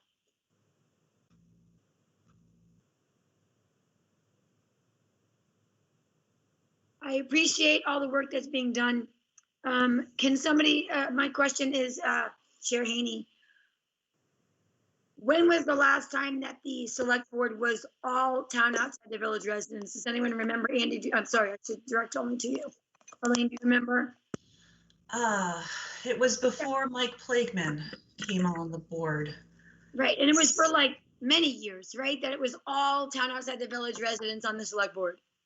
You know, we have a chart that we've referred to many times, and I don't have it in front of me, but there has been a long time intermittently where it's been all town outside the village residents. And I see Tim German might know, but anyway, so I know that for me personally, never once have I felt that where you live geographically was equal to fairness the way that our current diversity conversations are taking place. And I ask that we as a town respectfully consider that our use of fairness language is, I believe, slightly not maybe respectful to the kind of conversations that we're trying to have in our nation right now. And I'm a little bit shy of that getting so big. I think Sarah Michelle made such a great point, and I would like to extend that also to those who live in the town outside the village, that I love the gems that we are. I respect all the things that people find important in the entirety of our town. I don't just want things that the village wants. I don't even want all the same things my neighbors or my friends want. I'm in disagreement with many of my neighbors about merger or not merger. But always, always, always, I want to respectfully hear everyone. And so I just want the town outside the village to know, like what Patty was saying, that yes, we do embrace and love the Saxon Hill Trails. Yes, it's absolutely visited by so many people from across the country. We're so fortunate to have that up there. And no, I also want to be careful when I'm traveling up there to be visible and no firearms used toward me either. So I just think maybe it's important that people who live in the town outside the village understand that we all live here. We don't want all one thing here. We want the landscape to change change visibly. So when I travel from Five Corners up through the furthest reaches of the town outside the village, I want to see that change and that land and that wide open space. I, for one, as a village resident, would never want to see us remove any of the gems that we are. I'm sorry I'm talking so much. Thank you very much. Thank you. Okay, Lorraine, and then Ken, then Betsy, then Tracy. Thanks. Just real quickly, I grew up in the village and I live in the town now. There has been, the pendulum has swung both ways, certainly. There were times in the 50s and 60s where the village dominated the select board. So it is not true that it's only been once. I think that's what you said, or you confirmed with Sarah. I just want to correct that, make sure that's on record. I've lived here long enough that it does swing both ways. So I just want that on record. The other observation that I would like to relay is that the transitional board is even numbered. I like that. And what's interesting to me is that y'all seem okay with that, but some people seem to have a problem with the 3+3 model. Because when it comes to the transitional board, I think that you'll end up with potentially the same issues that some of you have had with the 3+3 model in terms of a tie break. So I'm just wondering how you would handle a tie break when it comes to the transitional board. Thanks. Our board follows, both the trustees and the select board follow Robert's Rules of Order. That's our chosen method of parliamentary procedure. And in the event of a tie, a motion dies. Betsy, Ken, then Tracy. I think I got that right. Thank you. This is for Dan. When I thought what I heard with the question about the two boards, was it a law, is it by statute that they have to be the transitional team? And I didn't hear you answer that by law. I mean, that's what people do, but is it by law that we have to have it that way? Thank you very much. Sure. The answer to that is no, it's not by law. As with many things in the charter, it's up to the town or village to draft and ultimately a legislature to approve, but there's no set statutory structure for how interim governments are to be managed. So it could be adjusted so that we would be able to have an equal slate there if they so chose. Possibly. I mean, you know, it's a little bit of, you could have anything. You could have elections for a brand new interim government. You could have one from, you know, essentially two captains pick sides, like a street basketball pickup game. You know, I mean, that to the extent that you have options, you have a variety. I think what both the trustees and the select board decided was this would at least carry, you know, the fact of that going into this, each board would have been duly elected within the past 3 years by their various constituents, and that they would carry a certain amount of authority for the entire area. Again, it's a bit of a policy question and decision, but it's one that, you know, the interim government is intended really as a transitional one. It's there to build the first budget, the unified budget, and that's going to take up a lot of time, and it's going to be less than a year because, you know, if you imagine from that July 1st to that March is shorter than the normal year of governance. So you know, in that respect, there are a number of different options that the boards could pursue, but I guess I would caution that I don't think it's one of those things you could easily overthink. And the fact of the matter is that the new select board would be the true governing body that could, you know, would from the moment forward do the actual governance of the town on a long-term basis, and that this interim board is really charged with trying to make the two fit together. Mm-hmm. Okay, thank you. Thank you. Ken and then Tracy. Madam Chair, I see that Dan is here, complete with work uniform. Thank you, Dan. If I may address to him the question that I raised at the last meeting regarding section 101. I see it's still it hasn't been changed yet. Maybe he's had some chance to think about it and could address it now. Certainly. I believe it was in the email that you sent us the other day, Dan. I'm muted still, Dan. Let me turn that off. Let me pull up my email answer so that I'm at least consistent within my own reasoning. Dan, I just pulled it up. You had said that it does make sense to move the bolded language from section 101B to 101A. And then would not require additional modification. I don't have the bolded language. Let's see. Here it is. Yeah. So we can make that change. Yeah, I mean, I think that's a fine organizational change. It doesn't.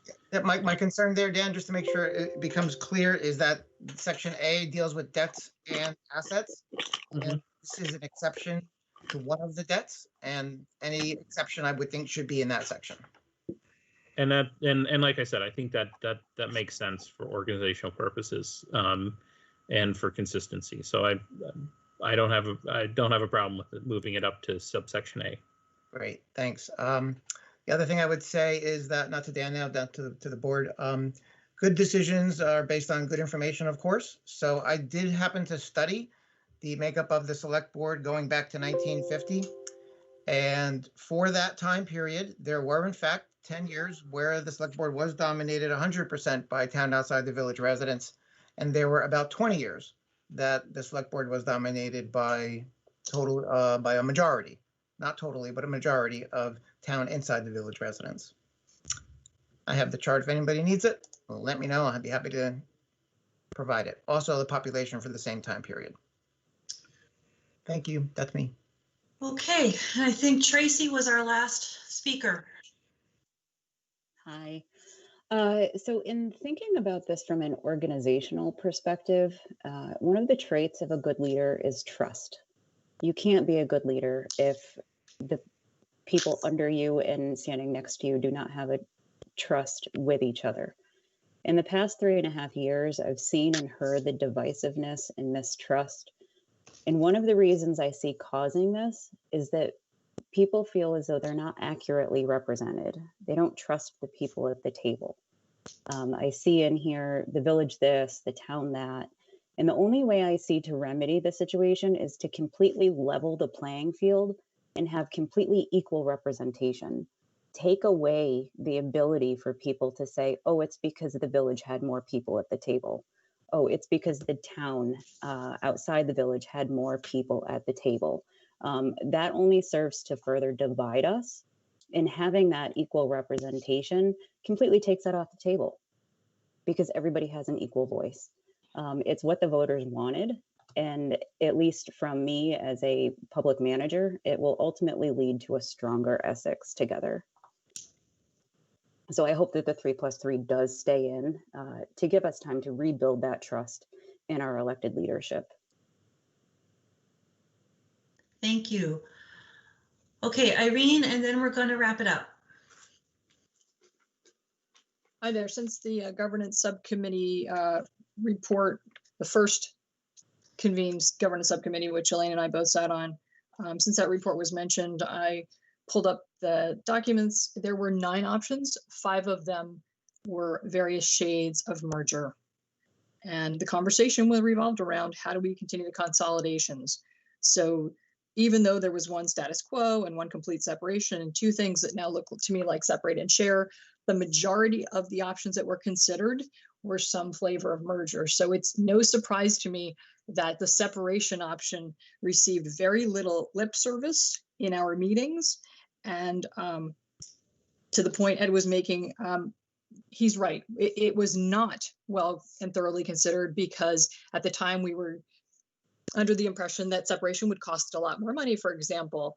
And yet we just received in September numbers from Sarah Macy, the finance director, telling us that the costs would vary about the same for the town inside and outside the village, 20%, as they would with merger. And those of us who've studied separation a little more since it was first mentioned know that there are other advantages, such as local control, that come with separation. Elaine mentioned a few minutes ago when talking about this government subcommittee work that we graded these different models on things like equal taxation. I've learned a lot in the interim 2+ years, Elaine. I don't think equal taxation is the goal anymore. I think appropriate taxation is the goal. If I don't have a library that costs as much, or if I have a library that costs more and I frequent it, I don't mind paying more for that library that better services my needs. And to me, that's appropriate taxation. So I think there are nuances here that we have learned as we study this, and to refer to a study that's more than 2 years old as if that were gospel because we spent mere moments mentioning separation does not mean it was ever considered. And now that we have new information about it, I think we really should give it a fresh look. Thanks. Okay. All right, Annie, 1 minute, please, and then we need to bring it back to the board. Thank you. I just want to remind all of us that this is being put to a vote. And so after we vote and see what people want, then we move forward. Thank you. Thank you. Okay, I'd like to thank everybody for giving us some very, very good questions. And Dan, thank you so much for spending time with us. I hope you'll spend a few more minutes with us as well, because I'd like to bring it back to the board and ask board members any further questions or thoughts, because our hope is that this would be the final meeting at which we make any edits that we thought about making and ask any last questions, and that we would discuss putting it on the ballot at our next meeting, which is on December 7th, and keeping in mind that a charter is a living thing, and that what we say today and what we put in that charter today and what we ask people to vote on in March can be updated, it can be edited, it can be amended every year if we want to. It's not written in stone. We have opportunities to watch what happens and make adjustments the following year. We can discover whether something's going to work, and if we find out that it doesn't, we can strike it.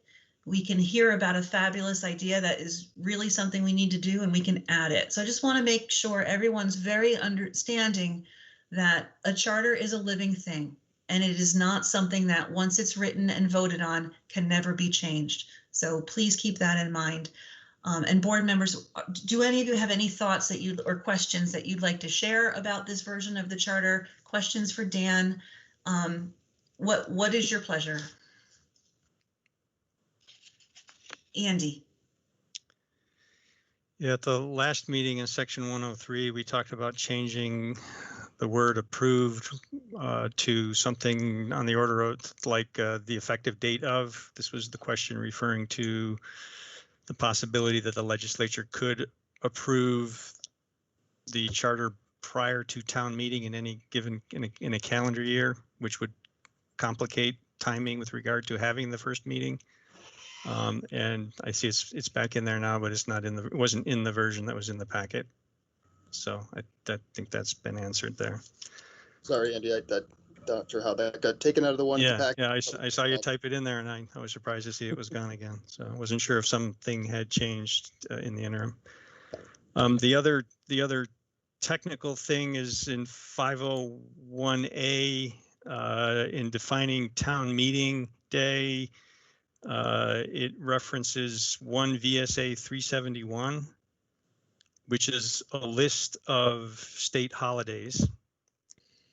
And our current charter references in the same vein of when annual meeting is, references 17 VSA 2640B, which defines more of the details about town meeting and also allows the informational meeting to happen any day up to 3 days before the vote.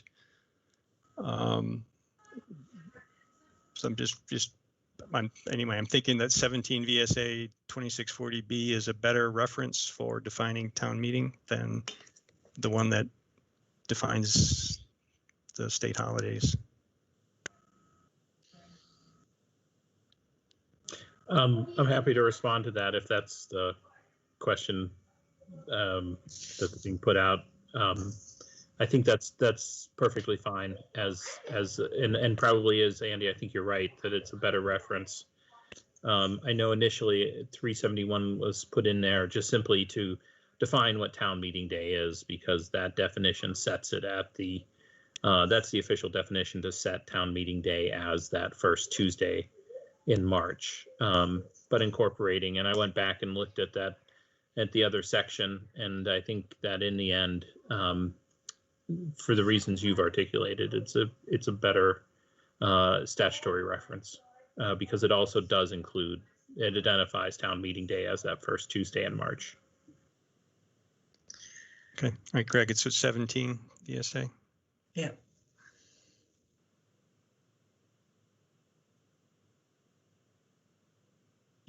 Oh, I thought you were gonna, oh, okay, you're gonna change it right there. Okay, good, great, cool, thank you. And then the other two things have kind of been already talked about. I spent last Tuesday standing outside in the cold while people were voting, and talked to a lot of people, and there was a lot of concern about the development question that's already been discussed. I just want to maybe some additional flavor that I kind of got from folks was George made a long presentation about development in the village, and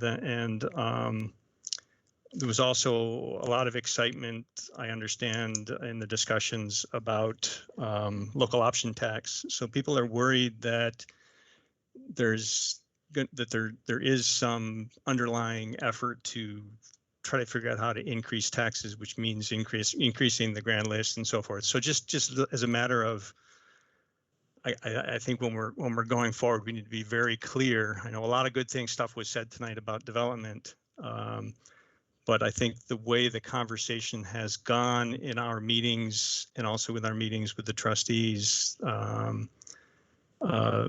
folks are concerned that those open space concerns might be swept aside. So I just wanted to have some sort of, I want to put out there that I think we need to make sure that we have very, very explicit and clean documentation. There is a section 104E which specifies the downtown, the village development districts. And the question is, why isn't there something in there that protects open space? If you need to protect downtown, why aren't you also protecting open space? And so it's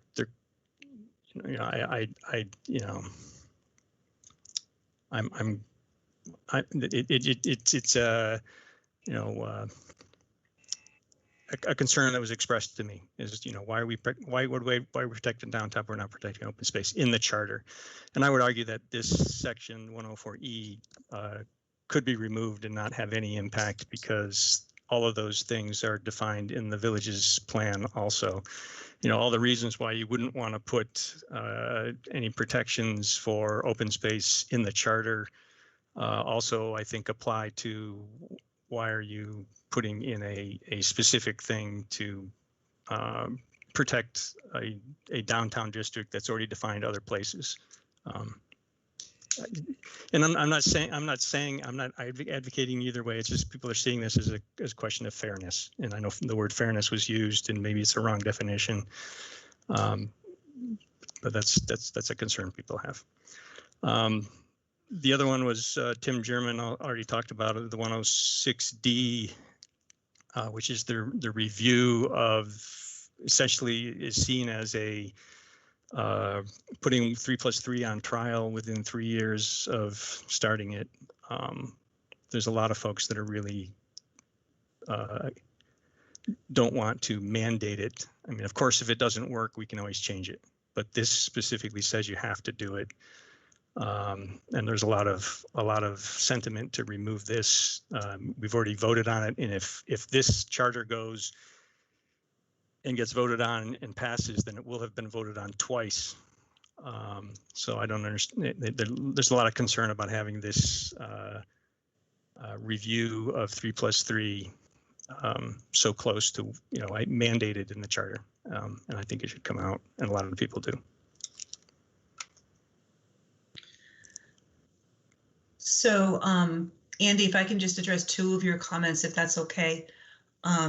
I think the conversation about open space is extremely important. And I just want to touch on the fact that the village designation district is a specific geographic area of the village that the trustees have worked with the state to maintain two different designations at the state level that come with particular Act 250 related change or benefits. And so I think what their concern is with having that district in there is to maintain that district and to ensure that the future select board of the future town would continue to pursue the application process for designations, because you do have to renew those applications every so often. And for the economic success of that district, they are wanting that to stay in the charter so that the select board of the new town continues to pursue the designations that come from the state. But I agree that the open space conversation is essential, and I hope that we will continue having it alongside the development and community development departments as we look at the ETC Next plan, and keeping in mind that the open space that we have in the town, that's a policy that we have for the entire town, whereas this designation district in the charter is for a very specific geographic area. So I understand what's being said, and I understand the concern that's being expressed through you. And I would absolutely want to have a bigger conversation, an ongoing conversation about maintaining open spaces in the town that has to do with all the different considerations like water pressure and sewer core and development within the sewer core and the town center. As far as the commission to review the governance model, as you pointed out earlier, the commission was added in there to deal with the newness and the unprecedented model that was originally proposed, which was 3 districts, 2 representatives from one district, 2 representatives from another district, and 3 at large. And the intent was to put that commission in place to investigate the success of that model because it was new and unprecedented. 3 + 3 is also new and unprecedented. And there's lots of other new and unprecedented paths that we could take there. So I'm just wondering, I think that commission is a good idea if we're going to have an unprecedented governance model, regardless of what it is. If we were going to go to a model that was more widely accepted and used in the state, then there would be no need for that commission. That's just my opinion on the matter. I believe, Vince, also you had some really specific, you had a specific desire to have this commission in the charter. Can you speak to that? Yeah, I mean, I personally just wanted some sort of review of the governance model that we were all going to, but I'm not married to this if it's like, if it makes sense for the town. Like it was just coming from my own perspective and my own experience that, you know, like in the work that I do, you want to constantly review the work that you've done to make sure that it continues to make sense, and that the way you're doing something continues to serve your organization or your town or whatever group you're with. But you know, if it happens 2031, if it happens later down the road, I'm not married to this time frame or the idea of it really, as long as it happens. So you're saying then that if it happened in the normal course of a review that was based on the census, which happens every 10 years, that's acceptable? That's acceptable to me. I just wanted to make sure that it did happen at some point in time. Okay. You know, maybe that's just my own naivety and inexperience, like not understanding that, hey, this process is going to happen as part of normal governance. Okay. Just keeping in mind that the review of the that's based on the census, the purpose of that is to make sure that the populations being represented are within a certain percentage of each other. Whereas I think the commission review that we're talking about right now was designed to investigate the particular governance model to make sure that it was doing what what the residents wanted it to do. So I think there's two differences in purpose. There's two commissions. So I'd also like to hear from Pat and Dawn what your thoughts are. I'll go first. Much like Vince, I had concerns about a new model.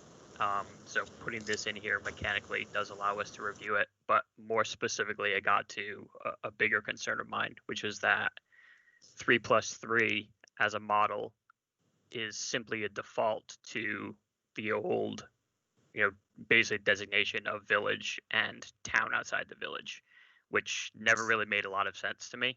If we were going to mechanically go to a ward-based system, which 3+3 is just 2 wards, then I thought it would make much more sense to have that geographically located. And I've used the example countless times, and I'm sure I will continue to use it again, and that it doesn't make much sense to me that the fort over at Ethan Allen or that Susie Wilson Road votes in the same ward effectively as those residents who live on the borders of Jericho or Westford. The model, or rather including this, allows us to review to see whether or not 3+3 with 2 wards is effective or not. My preference was always smaller wards and more of them to create more of a geographical sense of representation. But I think that this was, kind of what I think we came across as a sort of looking for a sort of a way for us to have in the charter a mechanism to, look and make sure that things were working properly. That's why I like seeing it in there and would prefer to keep it. I will, of course, defer to the majority of the board. Thanks, Pat. Andy, before I call on you, Dawn, do you have any thoughts on this idea? I like the idea of being able to follow up on it, because if it's not working, it would need to be changed. Okay. Andy, go ahead.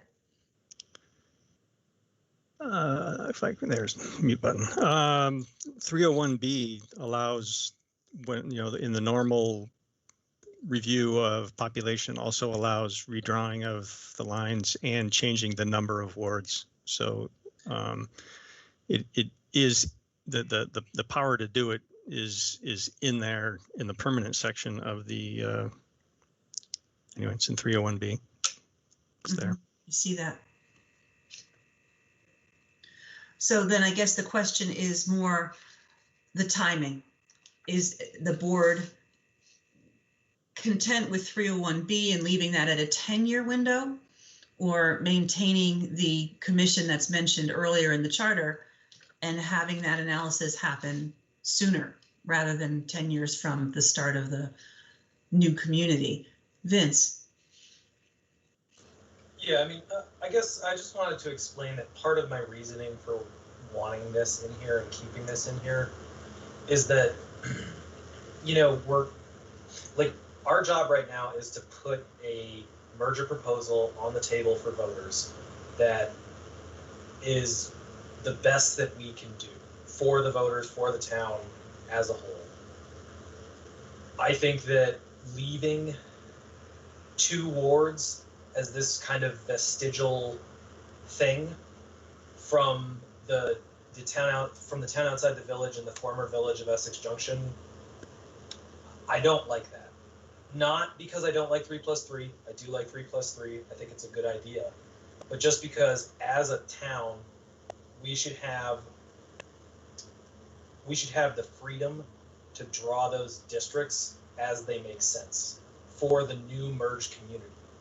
3+3 makes a lot of sense for where we are now, but I don't believe that it makes a ton of sense in the far future term.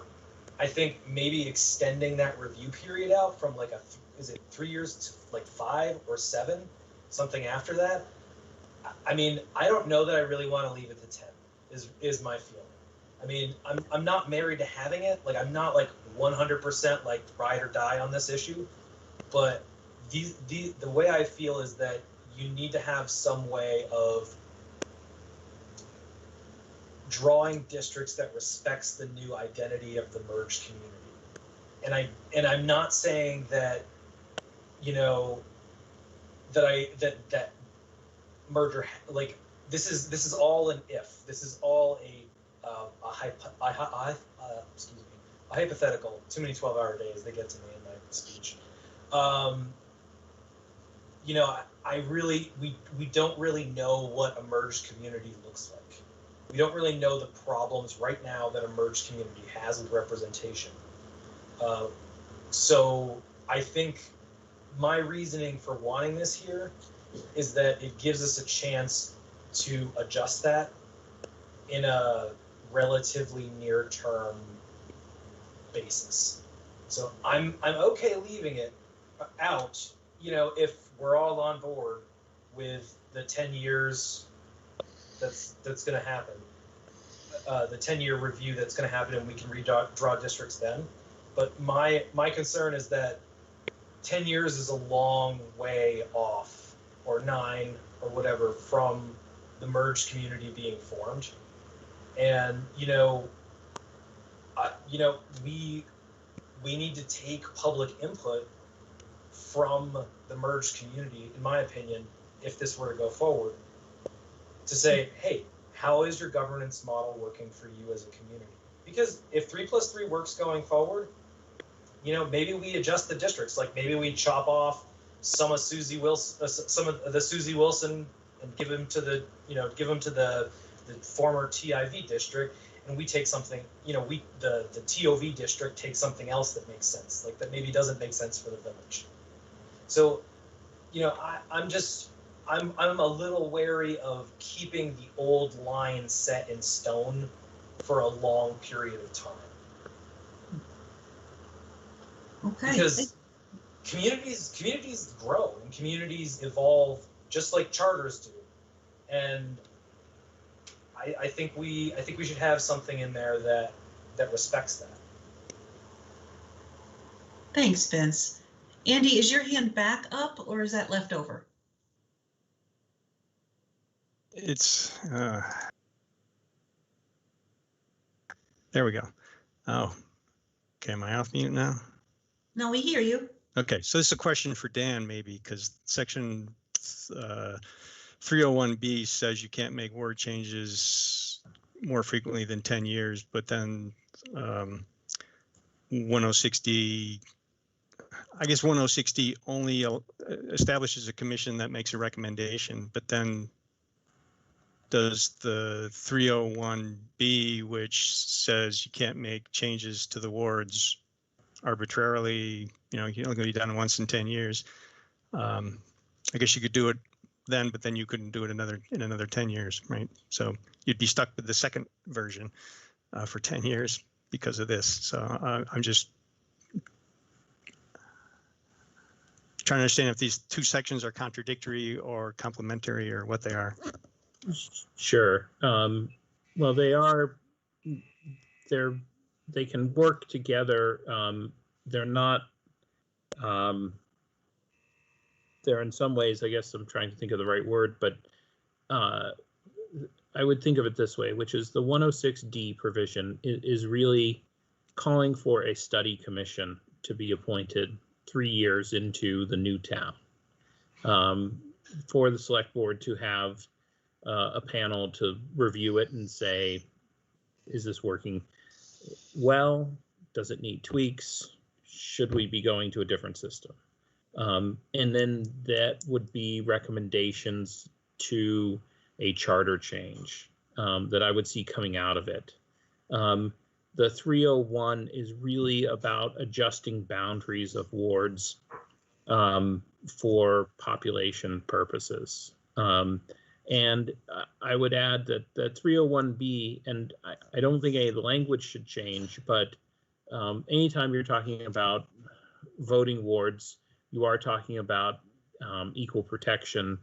And so notwithstanding the fact that it says we're not going to touch this but once every 10 years, the fact of the matter is if there's a sudden boom in population and all of a sudden one corner of Essex explodes such that you know there's two voters they've essentially created a district that's out of balance. And forgetting the exact percentages courts have put on, but there is a point at which, the tipping point at which the votes go so far out of balance that it would trigger a constitutional requirement that the select board revisit apportionment sooner than that 10 years.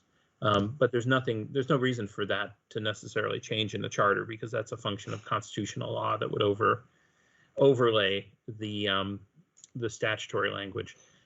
Similarly, 106 would call for, if you think about what are the possibilities of what would happen in 106 study committee. Well, if the study committee says this 3x3 board works great, you should keep it, then nothing happens. If the study committee says keep the 3x3 but make the following adjustments, well, those become potential charter changes. And if the study committee says this is really, here are the issues of dysfunction, you need to change the system in a much more substantial way, again, those become the charter changes. And ultimately, it would be the idea of this commission, I think, if it may not have been its original intent, but certainly as the other select board members are articulating, one function of it is essentially as a check-in, and it would generate an independent report that would say, this is how this new governance structure is doing. And the select board may end up disagreeing with the conclusions of that report. And they may say, nope, we don't believe these tweaks are necessary. We're going to keep going. Or, we think you're looking at this too rosy colored glasses. We should be making more changes. And they would be free to do that as well. But those would be charter changes. And because they'd be charter changes, it wouldn't necessarily run afoul of 301. Because 301 is really dealing with the sort of regular review of apportionment. So I think the study committee can be done regardless of whether or not it's in the charter or not. Sure. And if things are working fine, why be forced to go through a review? Because this is a shall. So if we're working on, if 3+3 is going along fine, nobody has any issues with it, everybody's happy, why would we do this effort? If it's, because the transitional thing says that we shall do it. That's another right. Piece of this is, well, the select board can choose to do this regardless of whether this is in there, but this forces it even if things are doing really well. That's right. It is an obligation that the new town would have to undertake. And I think that what you're raising is a policy point that certainly is one reason not to put that in there, that have to be weighed with the other policy points. But legally speaking, this is at least, if it was to stay in, it would be it would be consistent in the charter. And if it was removed, there would be nothing preventing the town from having such a study committee down the road.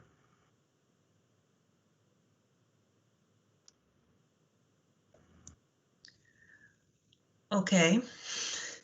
So my position is, since assuming this charter passes, then 3+3 will have been voted on twice by the voters and approved, and that having a review of it, a mandatory review of it, is inappropriate. So I would like to take this language out, fully recognizing that the new select board can choose to do this without it being in the charter. The opposite is true. The new select board could choose not to do it, and that's my concern. So I would like it to stay in. What is the consensus of the board, Vince, Dawn, and Pat? In addition to my points, I actually appreciate quite a bit what Vince said.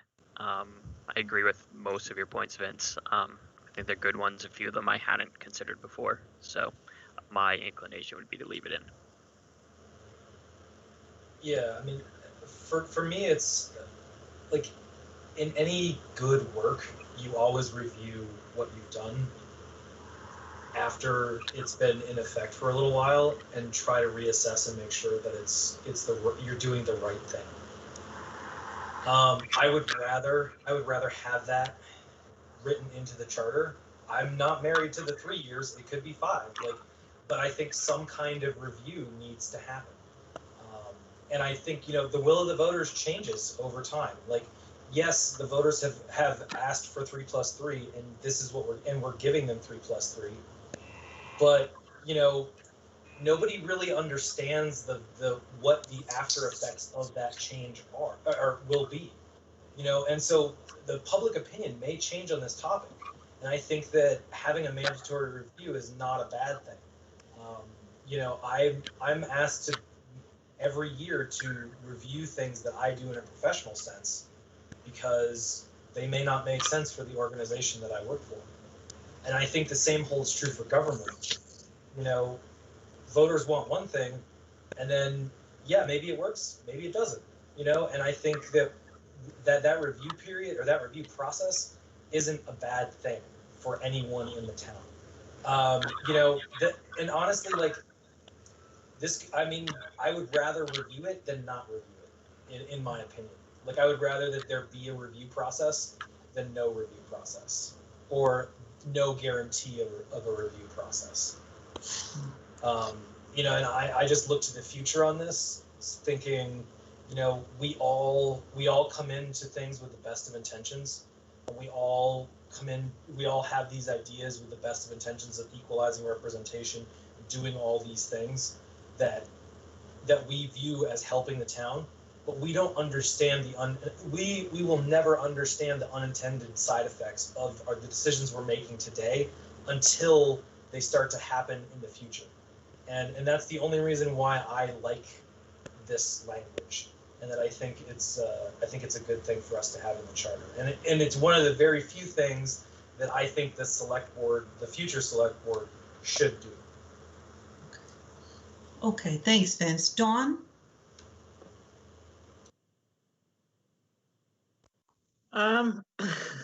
Boy, I think if I could support leaving it there if it says the select board may appoint a special commission. That way, if you decide to change it, the time period of when you want to review it, that may will allow you to do that. I would, that may allows the select board to not do it. And I agree strongly with Vince that reviewing this unprecedented model is an important thing. And yeah, I think it should be in there. Dan, were you going to say something? Sure. I was just going to give you another option to throw out there as you discuss it. One thing you can put in there is a time frame to say such a commission shall be no sooner than 3 years, but no later than 5, 7, whatever you would choose as a sort of top number, and give yourself a range to do it in as well. Sorry, I just wanted to add that as a possibility, not to put too many options onto the table, but that's certainly a legitimate language. Within 3 to 5 years sounds extremely reasonable. Would board members agree with that? I'm on board with that. Okay. See Pat nodding. Andy, I'm not seeing you raise your hand, but I'm guessing your opinion is that you wish it's not in there. Yeah, I'd rather it not be there, right? Well, the consensus of the board at this moment is in the majority to keep it. So without belaboring the point, let's continue on, unless there are further comments. So if you're going to put it in there, I'd rather have it say explicitly 5 years, because within 3 to 5 with a shall in there seems muddy. Okay. Just make it 5 within Vince? 5 years. Well, I guess I mean, I guess actually now that I think about it, I think the 3 is better because then you can't do it before 3 years. Because the way it was previously written, you could do it the first day of the new select board, right? Yeah. So, yeah, okay. This is better than not. Because you give it a chance for 3 years before you can do anything. So Andy, are you saying at 3 years or within 3 to 5?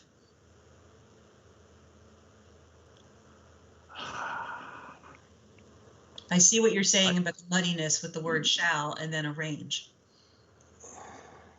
So I guess still saying within 3 to 5, you still can do it in the first year, right?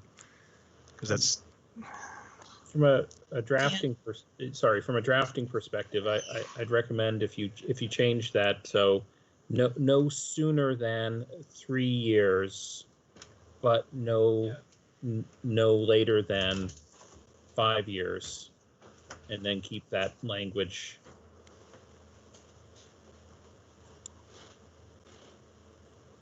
Okay. Thank you, Greg. Vince, did you have your hand up? I did, but Andy basically just. I can't hear you, Vince. Sorry, I did, but Andy stole the words out of my mouth. Okay. Okay, so is that edit that Greg just put in there acceptable to board members? Okay, all right. Okay, Dawn, you had put a comment in the chat earlier that if you wouldn't mind, could you please bring it up now? I will do that. I wasn't sure we were going to have a chance to speak on it, so I just want to make sure that 101A clearly excludes the bond debt that was referred to in section 104A.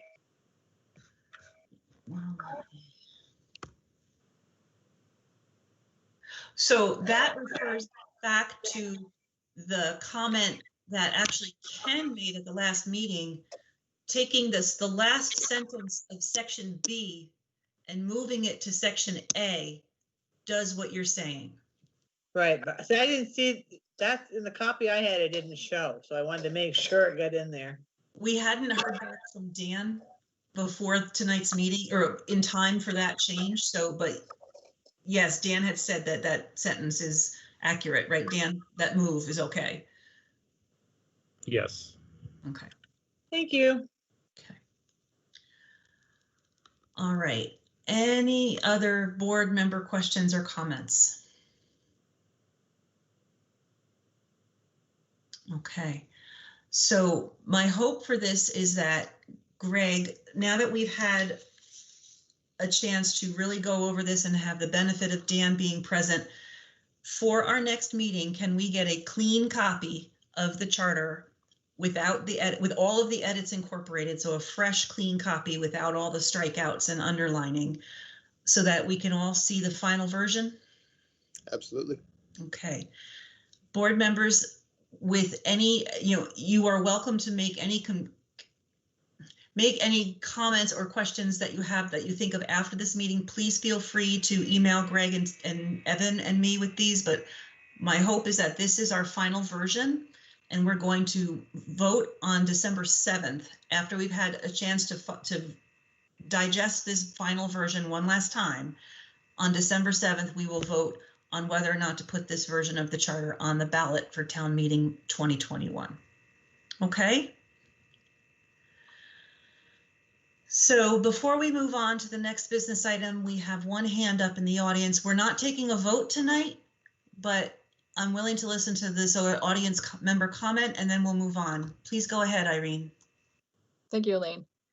I'm having trouble picturing how you can look at the representation and change it around when the special taxing districts are in force, keeping the former village as a district alive from a financial standpoint. And therefore, I would ask that you reconsider and make that a 12-year reexamination period, and or shorten the district's longevity so that they match whatever your reexamination of those representation districts would be. Because if that stuff isn't in sync, it's just going to be really confusing to everybody involved. Thank you. Okay. everyone, thank you for your thoughtful comments and questions and really civil deliberation. I really appreciate it. This has been an enormously hard process for all of us, and I deeply appreciate the dedication that board members have put towards this charter. And we have come a very long way. I'm very proud of our board for doing this hard work and for collaborating as strongly as we have with our partners in the village. So thank you for getting us this far, and we'll keep moving on. Let's go to business item B5B. And with many thanks and apologies for the delay. Oh, Dan, thank you so much for your time. Thank you for being here tonight. And I bet this won't be the last time you hear from us. No problem. No problem. Thank you very much. Have a good evening. All right. Take care. With my apologies and thanks for your patience to the community development staff and to those of you who are here from Barbarossa, we would love to hear your presentation now. Thank you again for your patience.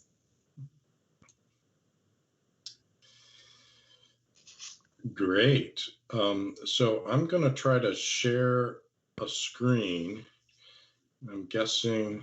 Robert, can you introduce yourselves to all of us, please? Sure. I'm Robert Davis, and this is. And Teresa Davis. Teresa Davis. And we're representing Barbarossa, which we're going to spend a few minutes and tell you about. So I haven't used this platform before, but I'm going to see if I can share a screen with you. Robert, up in the top right. Oh, there it goes. There we go. And then we're going to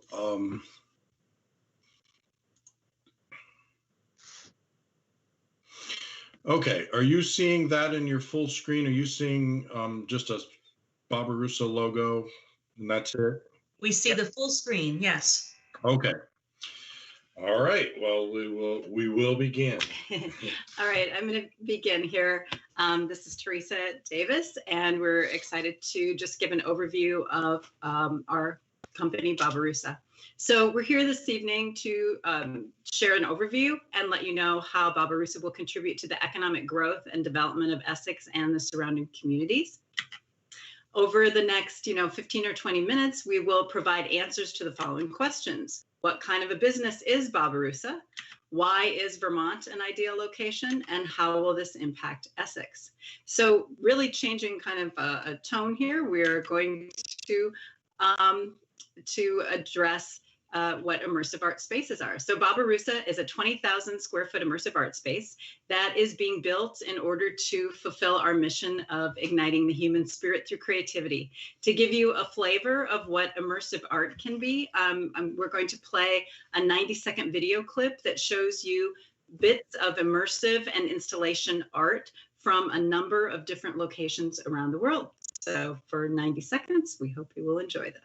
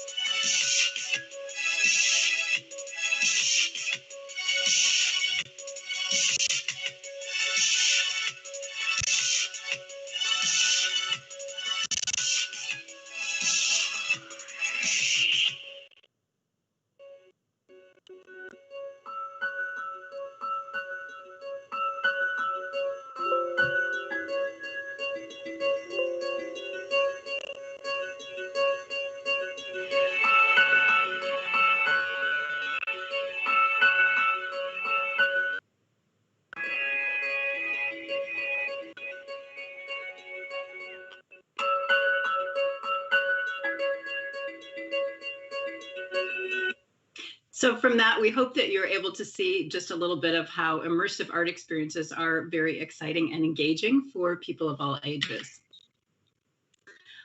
To further your understanding of this project, we're just going to take a moment to put Barbarossa in context as part of our economy. Begin by looking first at the very bottom of this slide and then work your way up. So Barbarossa is an immersive arts and immersive entertainment company, part of the rapidly growing experience economy, and an increasingly significant contributor to the creative economy. Each of these categories depicted here represent rapidly growing trends and industries, both nationally and worldwide. Over the next couple of slides, we're going to take a really brief look at each category, starting with the broadest category first, the creative economy. The creative economy is based on the use of creative imagination to increase value. Many economists suggest that creativity is the defining characteristic of developed 21st century economies, just as manufacturing typified the 19th and early 20th century economies. The creative economy includes the manufacture of goods, the delivery of services, but most importantly, the process of creativity and innovation. The creative economy includes the businesses and industries illustrated here, including visual art, design, film and media, culture and heritage, specialty foods, and literary and performing arts. In the United States, arts and cultural production currently is 4.2% of GDP. This is an $800 billion industry. You can see on this chart that arts and culture is represented by the darker bar on the third line from the top, following healthcare and retail. It adds more value to the US economy than the construction industry, transportation and warehousing, travel and tourism, outdoor recreation, utilities, mining, and agriculture.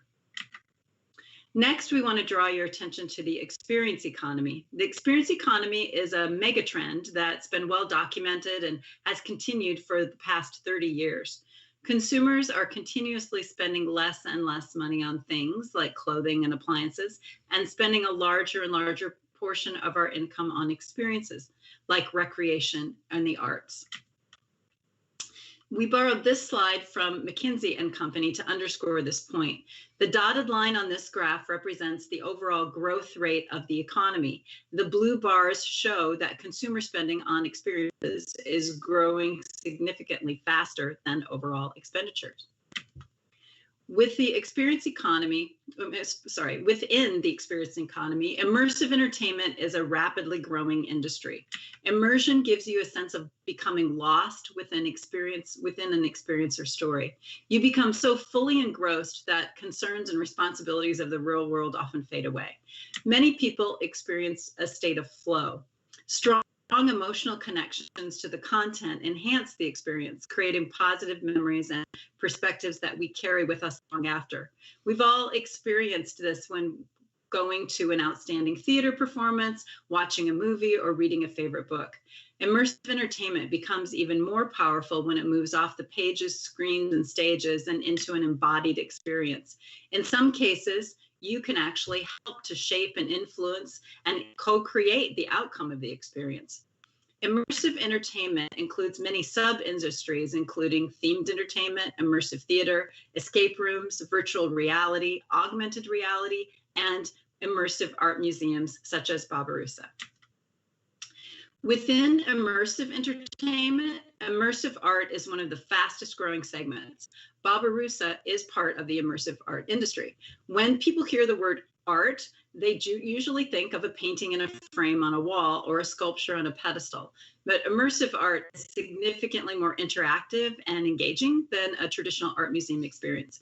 As you saw in our video, and as you also see in this image, immersive art surrounds you in a three-dimensional artist-created world.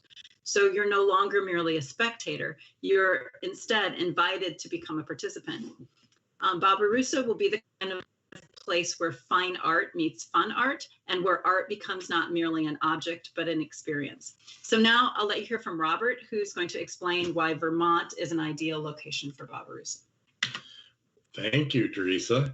So you might be wondering, will a concept like Barbarossa succeed here in Vermont? After all, immersive art spaces are mostly being located in major cities, with a few notable exceptions. too many of us have become accustomed to thinking of Vermont as one of the last places where exciting things come. Whether you're a fan of the retail chain Target or not, the fact remains that many Vermonters were hoping for a local Target, and Vermont was literally the last state to actually open one. But despite our state's smaller population, market research provides incredibly strong evidence that Vermont is actually an ideal location for a world-class immersive art experience. Now, we don't have time to present all that data this evening, but in summary, it shows that we're very well positioned to outperform some of the existing and highly successful venues that already exist. Additionally, Barbarossa will have the advantage of being the regional first mover in this industry, which is a great competitive advantage. Barbarossa will create a magnetic destination for cultural tourism to our state. I'll talk about that a little bit more later. Let's look at some data that'll help you understand this opportunity a little bit better. This chart shows that Vermonters actually participate in art at a much higher rate than the rest of the country. And even more importantly, this is true for our whole region. It turns out that our neighbors throughout New England and Quebec also participate in art at rates much higher than the national average. Yet, the closest permanent immersive art experience is in New York City, a long ways away. A study by Ticketmaster showed that people on average travel over 3 hours to attend an event or a festival. So Barbarossa will be very attractive to individuals throughout our region. Immersive art attracts people from all age and gender demographics, and it's very likely to attract those who are participators, as we've indicated here. But importantly, because it's so unique and participatory, it will additionally attract many people who've never before set foot inside of a traditional art museum. I'd like to have us look at the potential in our trade region to see why Vermont is such an ideal location. Each of these concentric circles represents 60 miles or about an hour's drive. So everything within this red circle is within 120 miles. And there are almost 4 million people within that ring, and about 1.8 million of them are those established art participators that I was talking about on the previous slide. Everything within this outer ring is within about 300 miles, and there are 40 million people within that ring, and about 16 million of them are established art participators. So this is a really sizable addressable market, and a significant percentage of these folks will visit Barbarossa. The drawing power of an immersive art installation is very well established, and we're going to provide them with a really world-class, memorable experience that is safe and affordable. So what impacts is Barbarossa going to have on Essex? The first change that you'll notice from this project will be some new development. We're really happy to be partnering with Peter Edelman to site Barbarossa on the current Essex Experience campus. As you know, Peter has been eliminating national retailers and replacing them with Vermont-owned creative and experiential businesses the last couple of years. And combined with the proximity of the resort, there's a lot of very exciting synergy that's happening here. Barbarossa will build a 20,000 square foot addition to the building shown here, and that'll house our exhibit along with corporate offices, fabrication workshop, and a gift shop. Here's a rendering of the existing building, including the planned addition. And here we see a ground level view of that addition. So before I dive into this slide, I just want to point out that the background of this slide and the next few slides were images taken in the immersive sampler pod that the Barbarossa creative team built last year. So if you find these images intriguing, you'll definitely want to visit Barbarossa.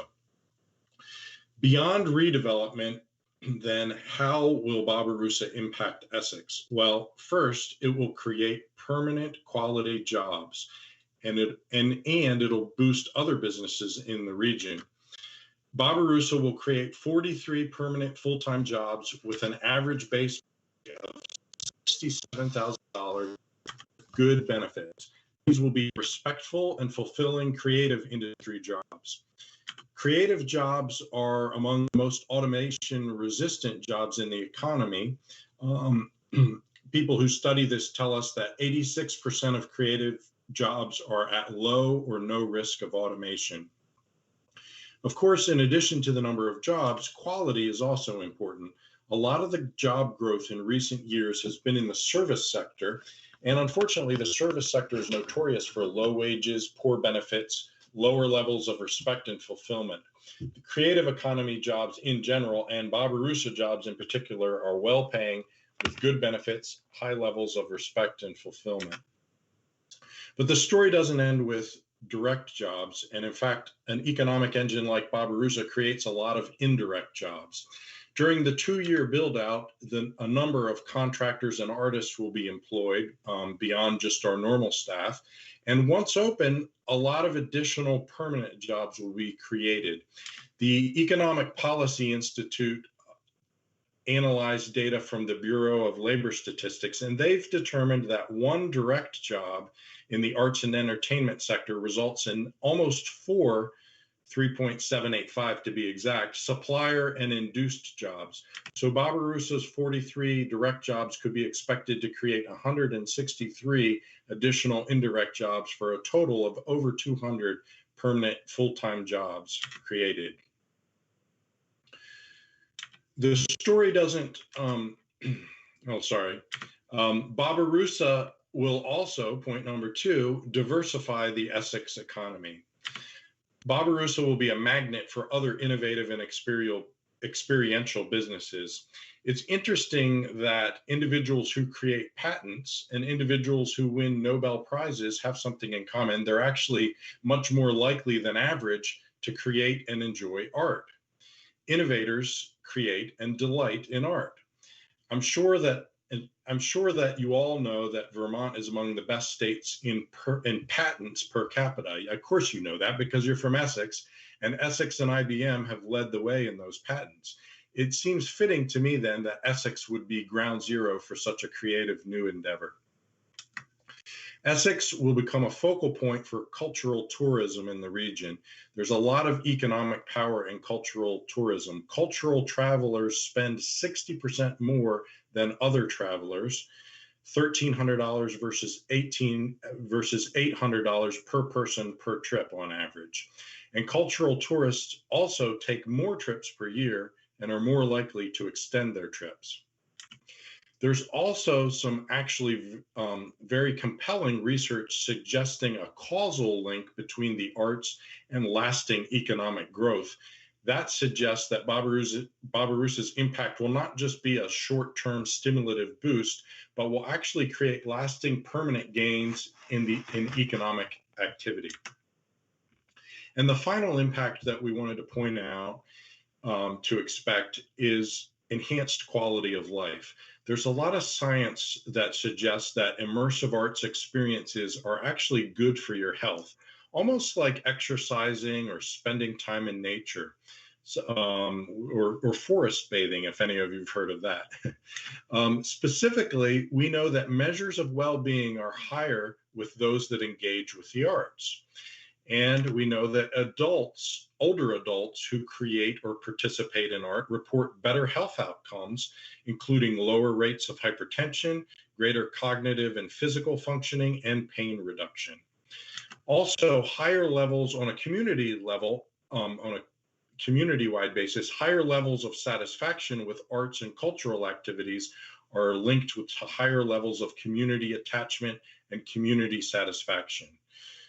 We want the people of Essex to be satisfied with their community.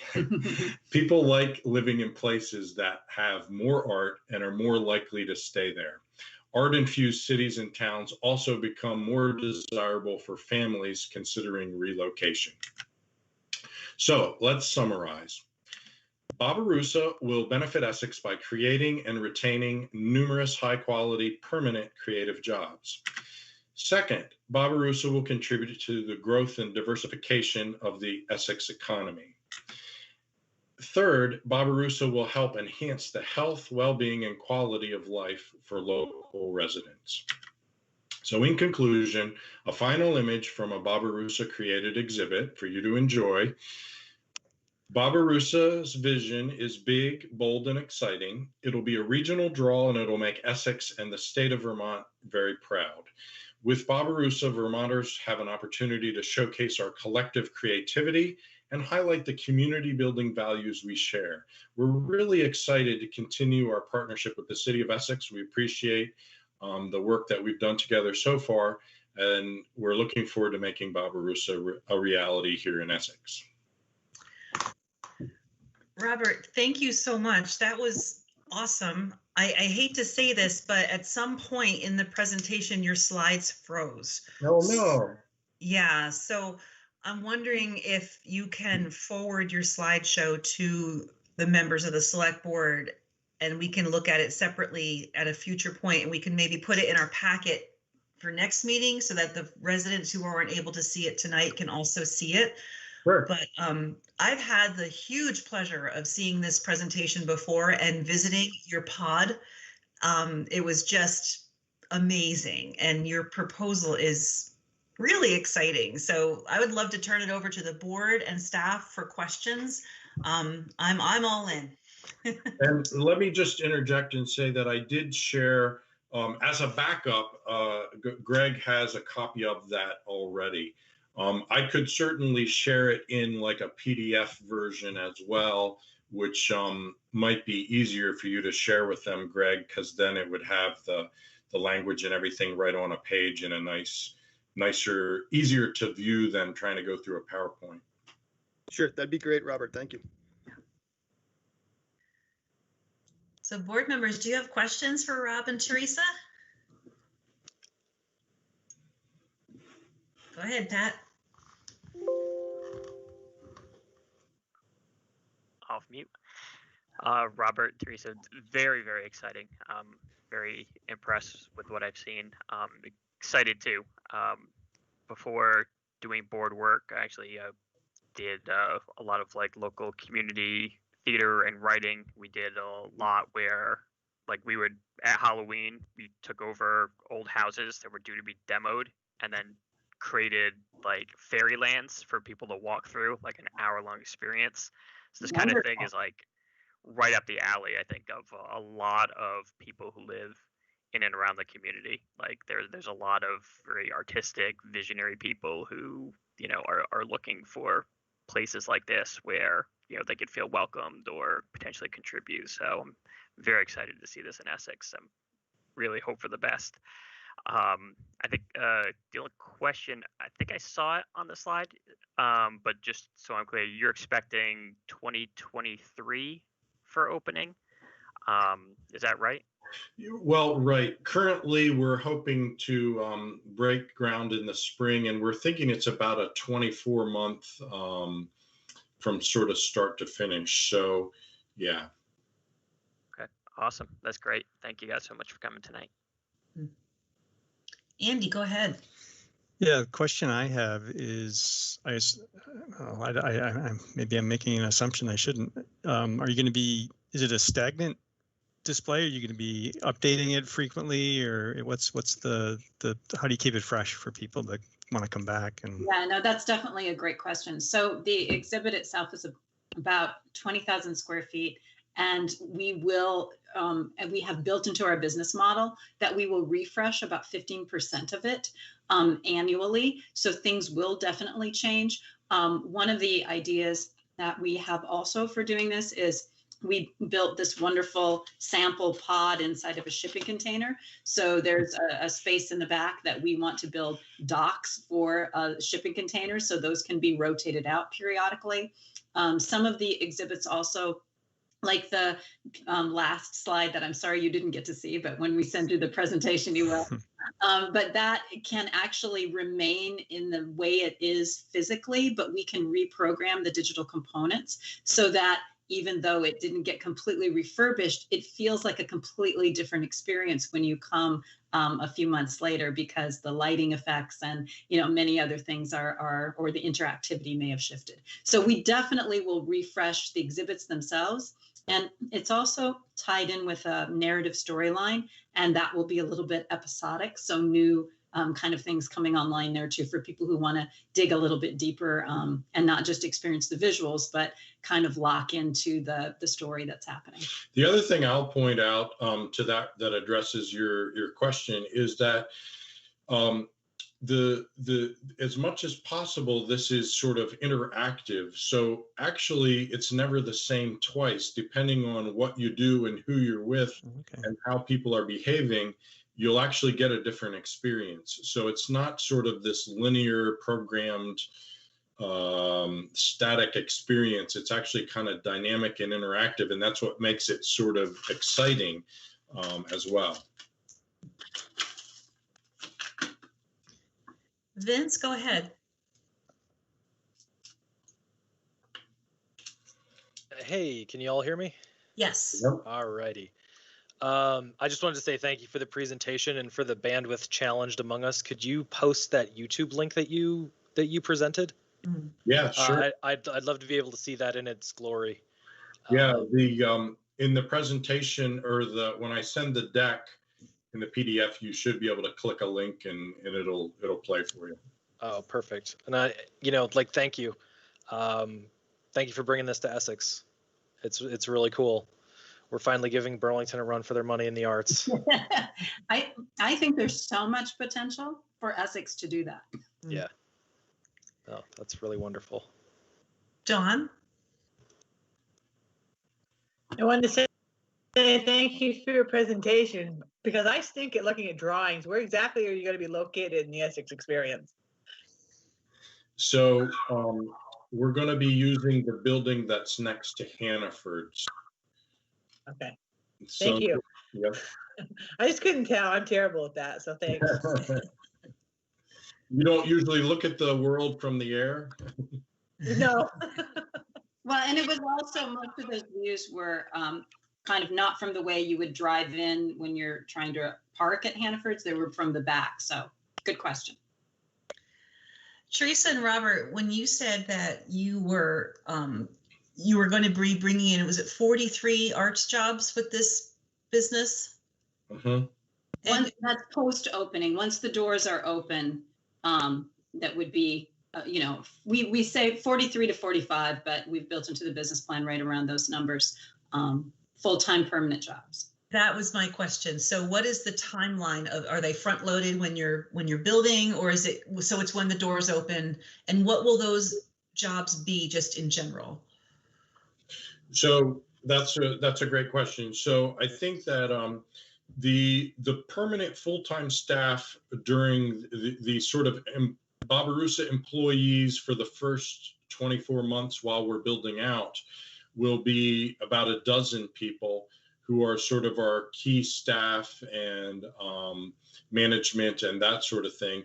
And this staff will be managing, well, as you can imagine, there'll be construction, contractors. There'll also be artist subcontractors that are hired from around the state. And it could be people from out of the state, but honestly, we're finding plenty of talent here locally. And so there's a huge influx of, millions of dollars that'll go to building the exhibits to begin with. But, we think I'm sure you'll love that little quick burst of stimulus for a couple of years, but 43 to 45 are more the permanent jobs. And those jobs include, we'll maintain our creative staff who does a lot of the design and fabrication, has a lot of expertise with, fabrication of these things, as we're going to continue to update and, maybe build pods and help around the state. There'll also be certainly people who are involved with security and cleaning and jobs like this. Ticket taking, the gift shop. So some of those jobs will be upon opening. I think the piece that Robert didn't mention is there will be a lot of artists and tech people who we will use them through more of RFPs and on a subcontractor basis for the build out. Okay. So that it will really be involved, kind of a large group of people for the build out, and then narrow back down to those permanent jobs that we mentioned. Great. Yeah. I have another question, this time for Owiso, who I think is still in the audience. Owiso, can you talk about the ways in which the Planning Commission and the Community Development Department are going to work with Barbarossa on bringing them to town, and what are the anticipated impacts in terms of traffic and road use and that kind of thing? So hi, I'm still here. And a lot of the work of the Planning Commission is done, although to use them as a resource is something that we would absolutely do if we had a question that fell into their wheelhouse. But we're planning on doing outreach to Green Mountain Transit and to CATMA, which is a Champlain Area Transit Management Association, to work on alternative ways of getting people to Barbarossa, to Essex, whether it's capture lots, whether there's an additional bus line or something that might be implemented or created specifically for this sort of traffic. Of course, there will be some demand for hotel rooms, which means that we'll need to start thinking sort of beyond the borders of Essex. And I really think that this is going to be a cross-border collaborative with neighboring towns where some hotels may offer shuttles, where there will just be different opportunities to sort of grow the infrastructure in Essex as a result of Barbarossa's presence. I mean, it's really exciting what the Davises and Peter Edelman are talking about creating down at the Essex Experience. And I think that there are so many possibilities for using the connector, which so many people discount. I mean, not that they discounted its use, but everybody wondered what was going to happen to it after the project ended and or sort of fell apart. And I think that there are a lot of opportunities for bringing people in and moving them around and getting them to places to stay, and in a way that will boost Essex's economy and not do a whole lot of harm to local communities either. I think that this is one of those rising tides raising all boats. And I mean, the presentation that I saw, I was actually really disappointed not to see the rest of it, Robert and Teresa, because I love your presentations and you're so charismatic as a team. And yeah, I love what you're bringing to Essex. Thanks, Owiso. Vince, go ahead, and then I see we have our Jim Berniger is waiting to speak as well. So go ahead, Vince. Yeah, I was just wondering if you had any plans of like involving the community in the art creation process. So like people from around the community, if they wanted to like work with you and your staff to like maybe do something that like captures like what Essex looks like or what Colchester looks like, or, you know, from all the different communities around the area.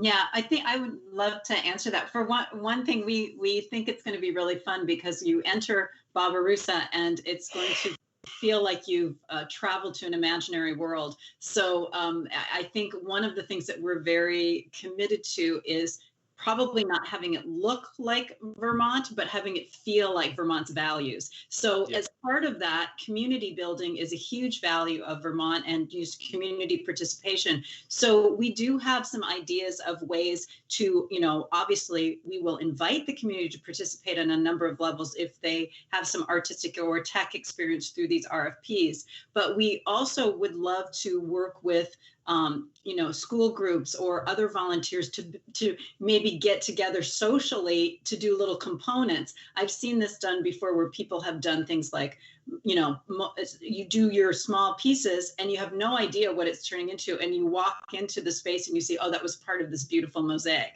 Or, you know, so I think there'll be many, many ways to bring in people that are actually designing, people who have artistic experience and can contribute in that way. And then I think there'll also be a lot of ways for people to contribute really at any level and to become involved. So we think it has a lot of potential economically, which is what we presented mostly here this evening, but I think it has so much opportunity for community building and participation in just dozens of different ways. Jim Berniger.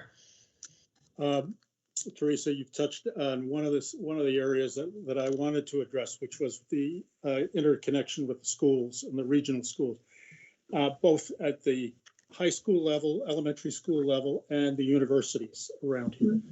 You're bringing a whole new art form basically to explore.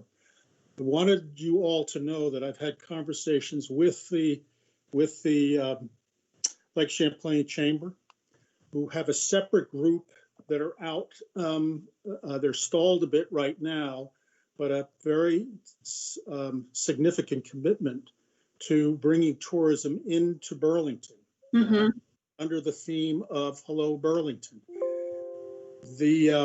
And when I started to brief them on the activities out at the Essex Experience, they're blown away. And what they are realizing that a good portion of Hello Burlington has to engage the access to experiences that are out beyond its particular borders, and they see that's a huge opportunity for them. And they're really excited about this complex, Barbarossa.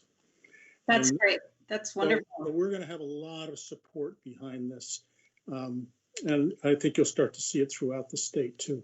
That's exciting. And I think just to piggyback off of your point, Jim, I think we very much are so excited for this to be kind of at the epicenter in Essex, but we do want as much involvement as we can from the close surrounding communities in Chittenden County, but also throughout the state. I think that, I sit on a lot of, art council Zoom meetings and, participating in different creative economy initiatives. And I think one of the things we hear all the time is the lack of maybe connection from all the different parts of the state. And we really, obviously one thing at a time after the next, but we definitely see Barbarossa, especially after it is open and within a couple of years, as just being part of this real tool that can connect different parts of the state and something that really the whole state can take some pride in.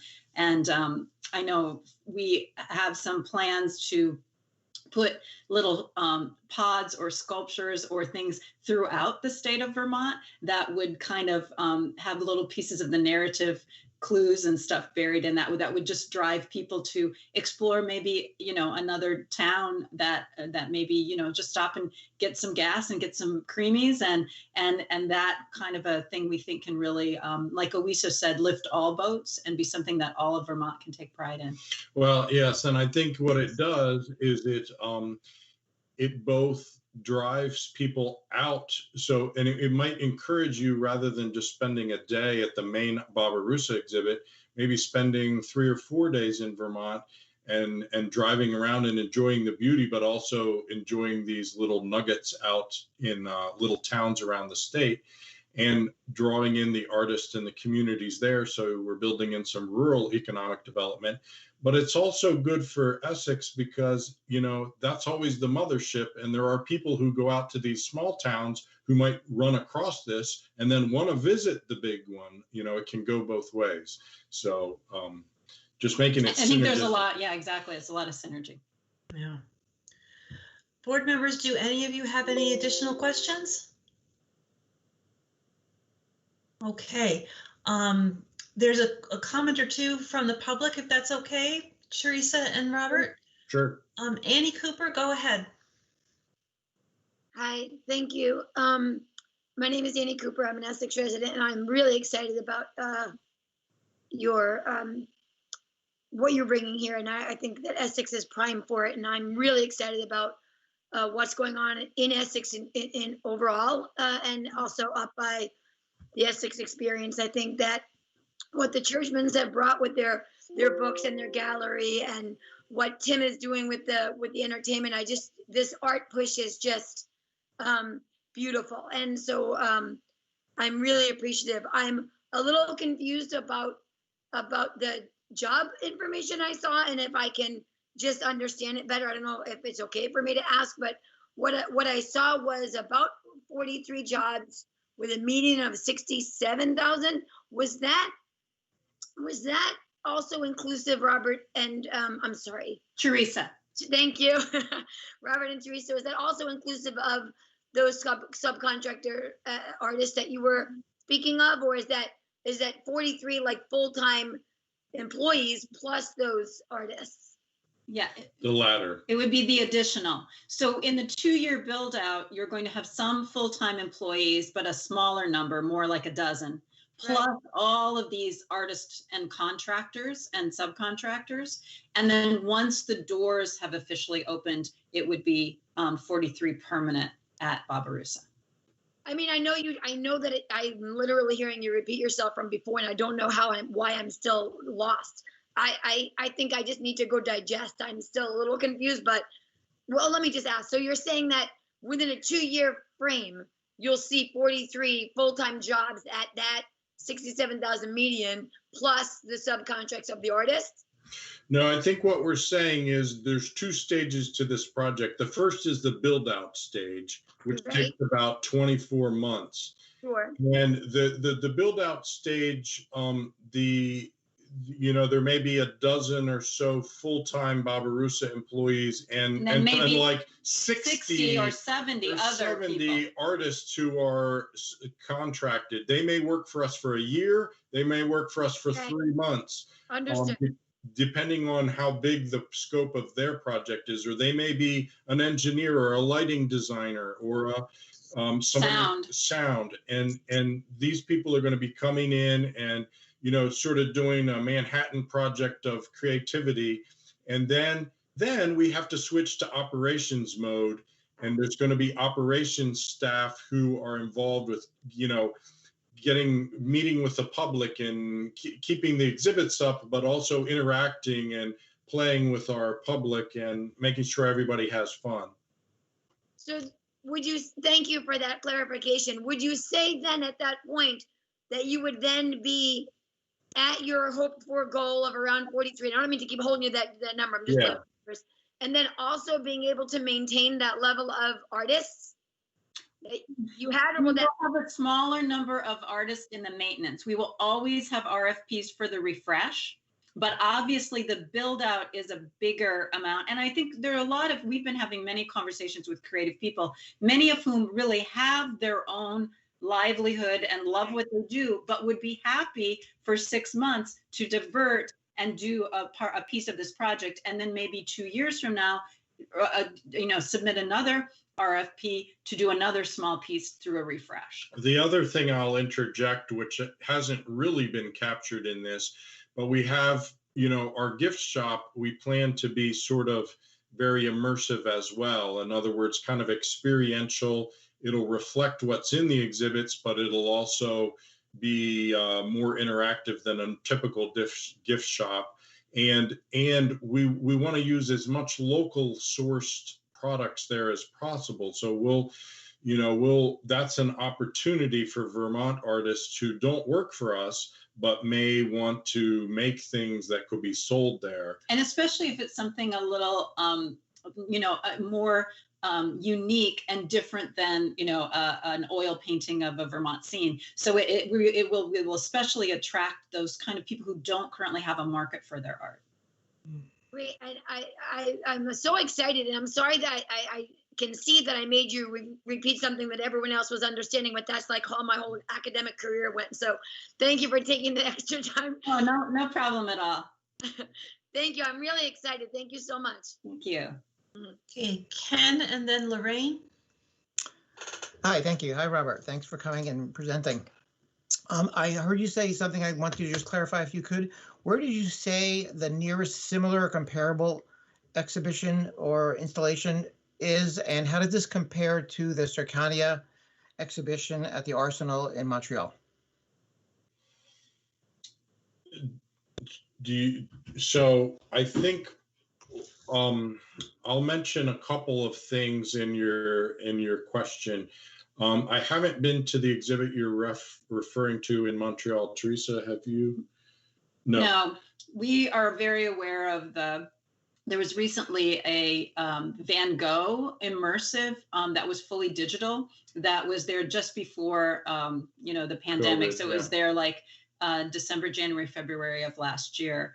And I guess going into the New York City, I think, is the closest permanent one that I'm aware of. Toronto has a smaller permanent one that I'm blanking on names right now. Yes, there are a few more that are more in the West Coast and or in the Southwest. And there's one in particular that's in a more rural area, comparable to ours. And there are some international ones that are. So prior to COVID, I think the trend was to put a lot of immersives in large cities for those kind of crowds. But we've seen a lot of success with these more medium-sized exhibits in medium markets. And it's ended up to be then just not something where somebody does a pop-up in a big city for, a quick economic business model. But the ones in these medium-sized markets really build community. And that's actually what we're so excited about. I'm an educator, and Robert's has been a researcher in healthcare for a number of years. And while we love art, obviously, we're very into this project. We see it as very much a tool for, community transformation. But Ken, could you tell us a little bit about the museum or the exhibit that you're mentioning in Montreal? Yeah, it's I'm not sure if it actually opened. It was scheduled to open because of COVID. I'm not sure, in September. It's an immersive exhibit. I read about this then. Yeah. It's very similar. It's sort of similar to some of the things that you're planning. Yes, I did read about it, but I haven't found that it actually did open. I think that COVID prevented it from opening, so. Thank you. Okay, Lorraine. Hi, my name is Lorraine Zaloom. Thank you for your presentation. It's very cool. A couple questions. What's an approximate price tag for admission? Any concerns about sustainability? And if they are, what are they?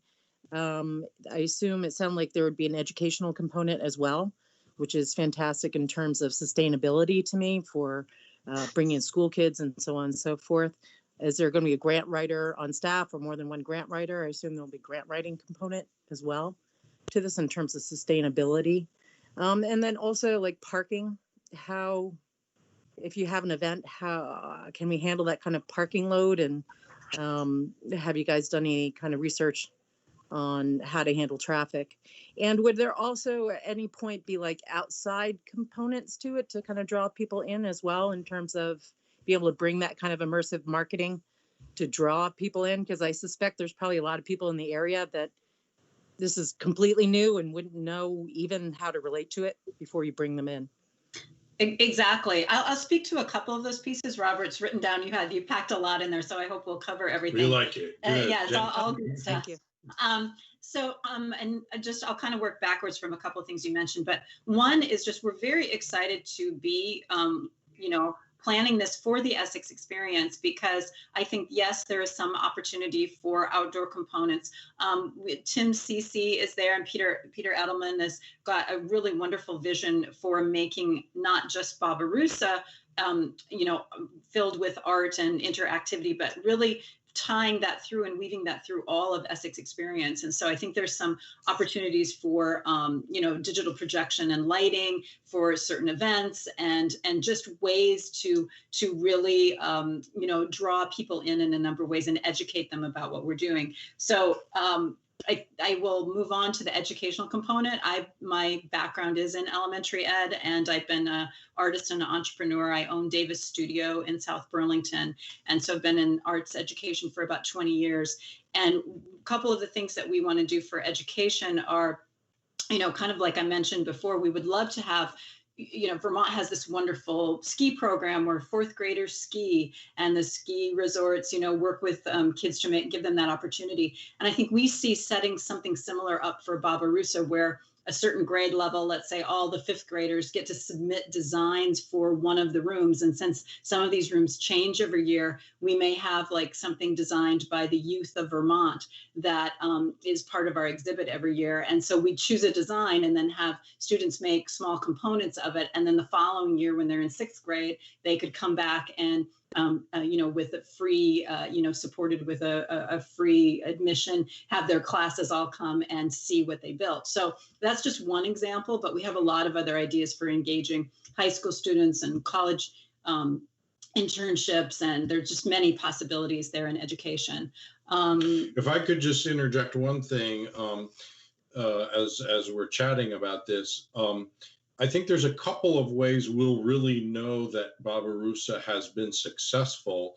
One of them is that when somebody comes there and they realize when they leave that they're more creative than they thought they were. In other words, I think there's a problem.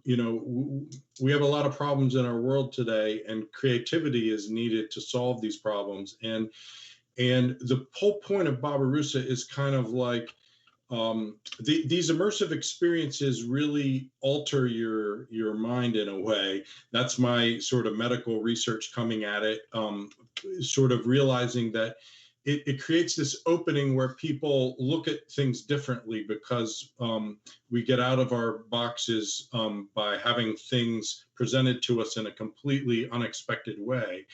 And so that's sort of an inspiration, we hope, that people can not only see things differently, but also leave and be inspired to do creative things in their own world and in their own way. And so that would be one way that we know that we're achieving our aims. And another way is, and this ties into your question about sustainability, we certainly envision, we want it to be sustainable by being admissions-based and supported. In other words, that it stands on its own, and that we've been very fortunate to put this together in a way. It's a high upfront cost, but then the revenue stream to build the project. It's a high upfront cost to build the project. It's a high upfront cost to build the project and invest in it, but then attracting people enables it to be sustainable long term. And what I was trying to say is the second way we would be successful is that we're not having to constantly ask the community for money, but in fact we're actually exporting resources because we are financially viable. So that's one of the things I've been excited about, is for arts not to have to exist constantly with their hand out as the recipient for philanthropy, but for Barbarossa to actually become more philanthropical and be able to, support other things in the community. And then partnering with other nonprofits, we think that we can do some really lovely work there as well. We expect there will be grant funds involved with tangential programming. Like, for instance, I have researcher colleagues who are dying to measure the effects of immersive experiences on people. I mentioned some of those medical things in those outcomes that are individual and community-based wellness outcomes. These things can be measured and studied, and they would be very fundable from a external, NIH funding perspective. But those wouldn't be required to keep Barbarossa solvent. Rather, they would be sort of additive, and they would help. You could imagine university researchers bringing in funding, and it would allow Barbarossa to be involved with that. And so and I think it's just price, ticket price and parking. If you want to address that. Okay, sorry. So ticket pricing, we imagine that we're planning that our full priced adult full fare admission is about $34, with a $24 admission for students and seniors. For about a 3-hour experience on average.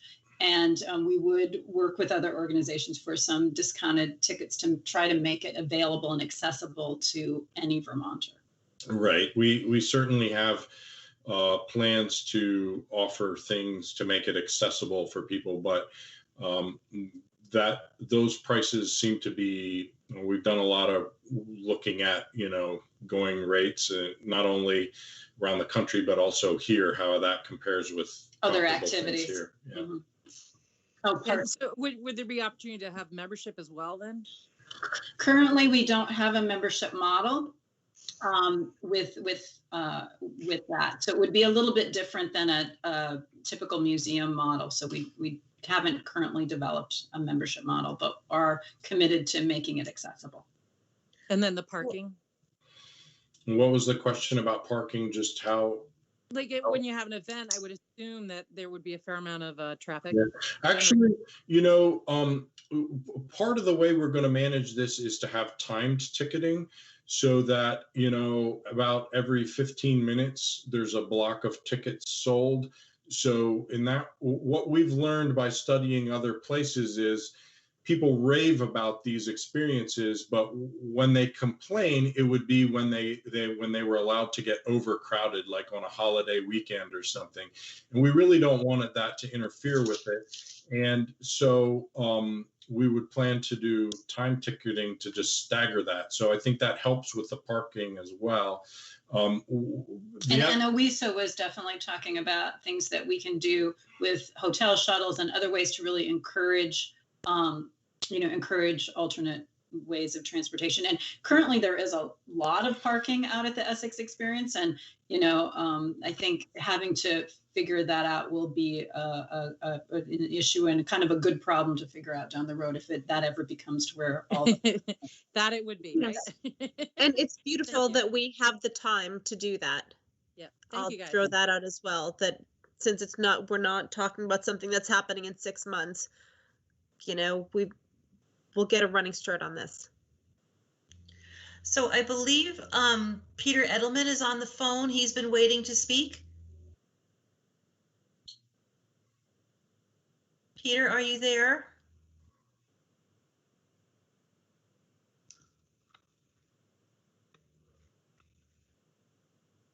I'm not sure. Okay. I could text him and relay it in the chat, Elaine. Thank you, Owiso. Annie, go ahead while we wait for Peter. Oh, thank you, Elaine. Teresa, I'm so sorry. I forgot who you were.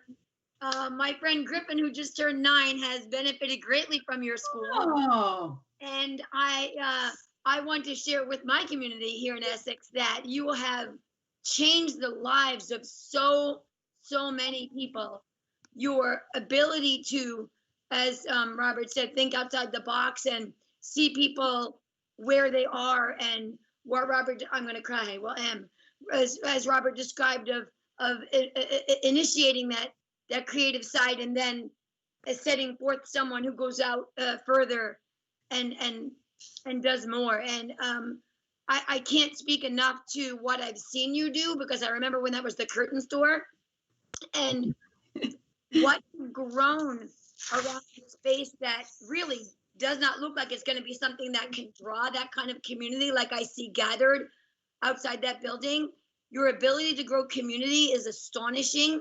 And so not only is this exciting from an artistic standpoint, but your innovation and your ability to comprehend innovation, and you're completely flipping this whole thing upside down about how the money should come in for art, and what you do for people and community and children is extraordinary. And I am further sold. I forgot that Tim told me who you were, and so please forgive me for saying that.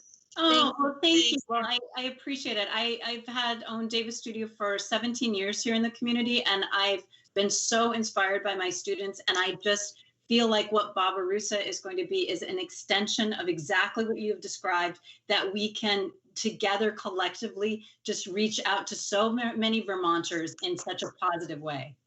It's so valuable. Thank you so much. Thank you all so very much. We have a very long agenda still to go, and it's after 10 o'clock. So Robert and Teresa, thank you for your patience, and your presentation was awesome. I see that we've been emailed a copy of the PDF, so thank you for being so prompt with that. And best of luck as you move forward in your process, and keep us appraised of how you're doing. Thank you. We really Okay. appreciate the opportunity to speak with you. Thank you. Thank you. It's been great. Best of luck. Bye-bye. Okay, so I know that we were waiting for Peter. At this point, I think we need to move on. Hello? Oh, Peter, is that you? It is me. It is me. Yeah, thank you. Technically challenged Peter Edelman. Well, Peter, we just saw a terrific presentation by Teresa and Robert, and we wish you all the very best as this moves forward. No, I heard everything. I definitely listened to. I just wanted to thank both Robert and Teresa for believing in Essex and believing in what we're doing in Essex. And I want to thank the town for looking at this. And I did want to make the point that when we started in speaking with the town asked the question, what can we do to help bring you to Essex? And we've gone through the process and we've made the decision to come to Essex, we being the Barbarossa team. And for the town to come up at this point in time and to say, what can we do to make this economically more practical for you to come here at a point in time where you really don't have to, but it just really shows that I think it underscores what we've got to do in general, and that is we've got to work together to move forward. And we're all searching for a way to keep and to bring just amazing people to Essex and to Vermont. And I really think this is a fantastic example of what can we do and what can we do together to make it happen. So I'm, very excited about where we're going. I think it's going to amplify very much what is happening already, and just excited about the cooperation and the knowledge and just everything that's coming out of this. Well, Peter, thank you very much. And thank you for all that you're doing out at the Essex Experience. It's really turning into a really great place to go to for every possible reason. So thank you for what you do for our community as well. Oh, thank you, Elaine. It's a challenging time, but you got to be optimistic and you got to keep working at it. That's right. All right. Well, thank you again, and best of luck with Barbarossa, and let us know if we can be of any assistance in the future. All right. Okay. Thank you. Thank you all. Thank you all. Okay, we're going to move on to business item 5C, approve focus areas for fiscal year 2021 human services funding. Greg and Evan? Yeah, so as you see in your packet, it is that time of year for the select board to review the focus groups. I know Tammy is going to join us. I just woke her up. Just kidding. And so she's going to join us because she did a majority of the work on this. But as you can see in your packet, there are some changes for this year, adding the focus group for inclusion and equity, and certainly happy to answer any of your questions from last year to this year and moving forward. Thank you, Evan. Tammy, would you have anything you'd like to add? Hi, everyone. Hi. I think Evan covered it. We, other than we added the diversity, equity, and inclusion piece as both, we made it a little broad so that it can be used either as an organization whose specialty is diversity, inclusion, and equity, and they have a specific initiative for capacity building in the community. Funds could be used for that, or they could also apply for that focus area to enhance an already existing program. So say you have another nonprofit that, is providing a service out to the community. It's for housing assistance of some sort or whatever, but they really would like to do some sort of an enhancement that would incorporate more diversity, equity, and inclusion into that program. They could apply for funding for that. So it kind of makes it a little bit of a wider scope, so that maybe we'll actually encourage some more applications that way. So I would add that.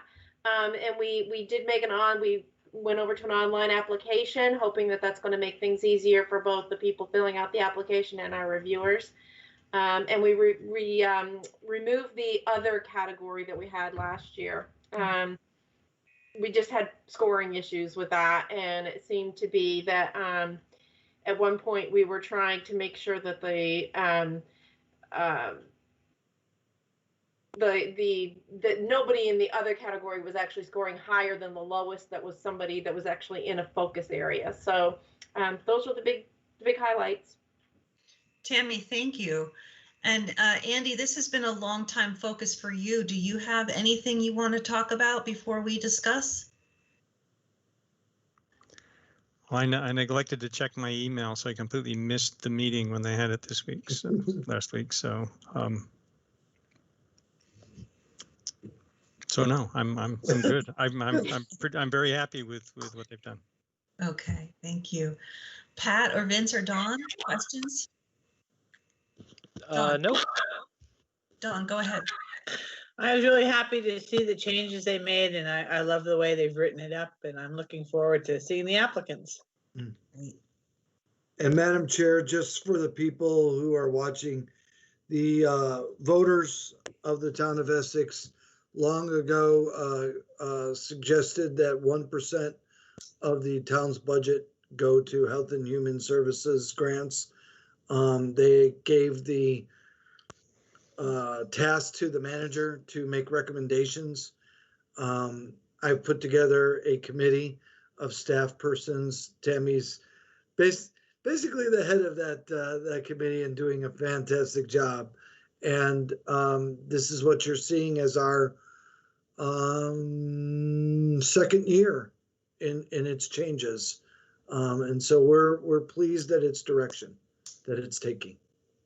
And when you said a while back, Evan, I think it was in the 80s that town voters approved 1% to go towards human services grants. So since then, I would say how well over $1 million has been generously given by the taxpayers of Essex to human services organizations. It's a wonderful thing, especially since a lot of the services that Essex residents use aren't physically located here in Essex, and you have to go to Burlington to get some services or to go to other towns. And so maybe at some point we'll have more capacity to have more human services focused work here in the town. But until then, this is a wonderful program.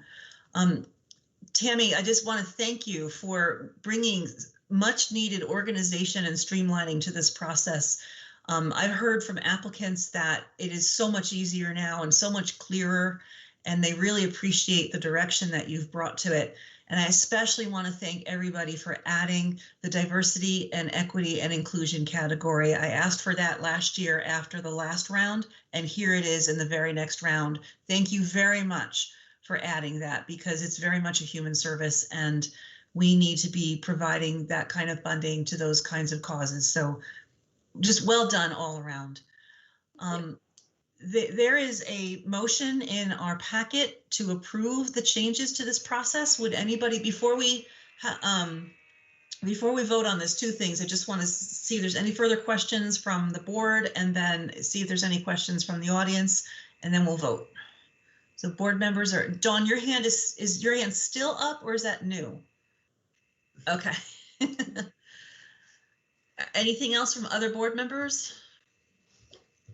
Okay, is there anyone from the public who wishes to speak on this topic before we vote? Not seeing any hands. Give it another moment. Okay, I will take a motion from a board member. I got it. I move recommendation that the we approve the focus areas as presented in the draft FY21 Human Services Funding Application Guidelines as human service priorities for FY21 Human Services Funding. I second it. Thank you, Pat. Thank you, Dawn. Any further discussion? All those in favor, please say aye. Aye. Aye. Aye. Opposed? Okay. Thank you all. Tammy, thank you again. Thank you for being here so late. No And I can't problem. wait to see the new slate of applicants. When is the Right. application opening? Well, now that I've got the direction, I'm gonna go ahead and get that posted, I have an email list, and I'll let everybody know that they can start their application process right off. So as soon as I get that up. Terrific. Thanks so much, Tammy. Yep, thank you. Have a good night, everyone. You too. Okay, business item 5D, update on racial justice work and appoint member to the Racial Justice Planning Task Force. Evan or Greg, you wanna? Greg, do you want to take first crack and I'll jump in? Sure, sounds like a plan.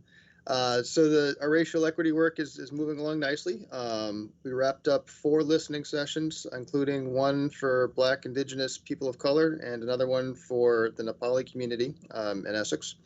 And there was a survey that was out. It was closing today, so hopefully people had a chance to take a look at that and fill that out. And we're getting into the action phase as the next step.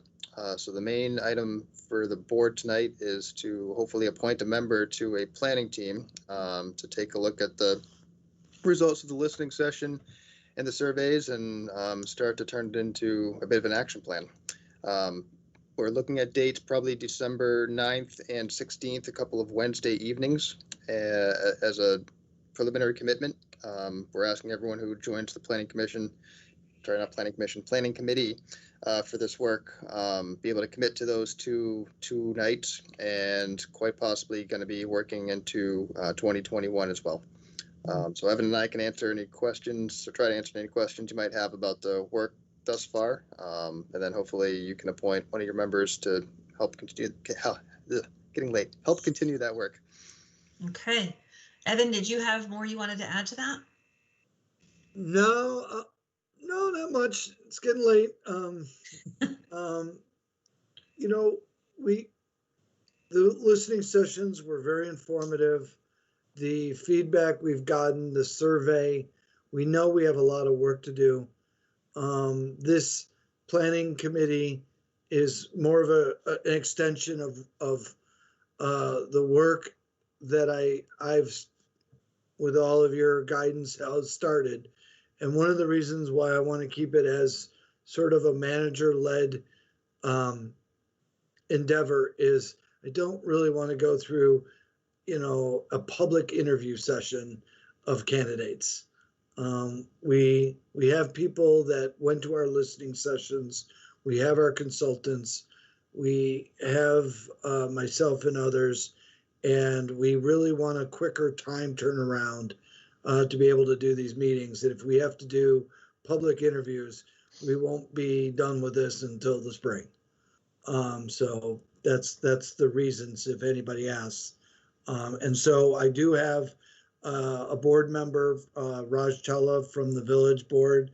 And we also, not knowing if those were going to be the dates, they selected Andrew Brown as an alternate just in case one couldn't make a meeting. So for you, I would ask that one select board be nominated and a alternate just in case something pops up, so that we always have a full and robust discussion at these sessions.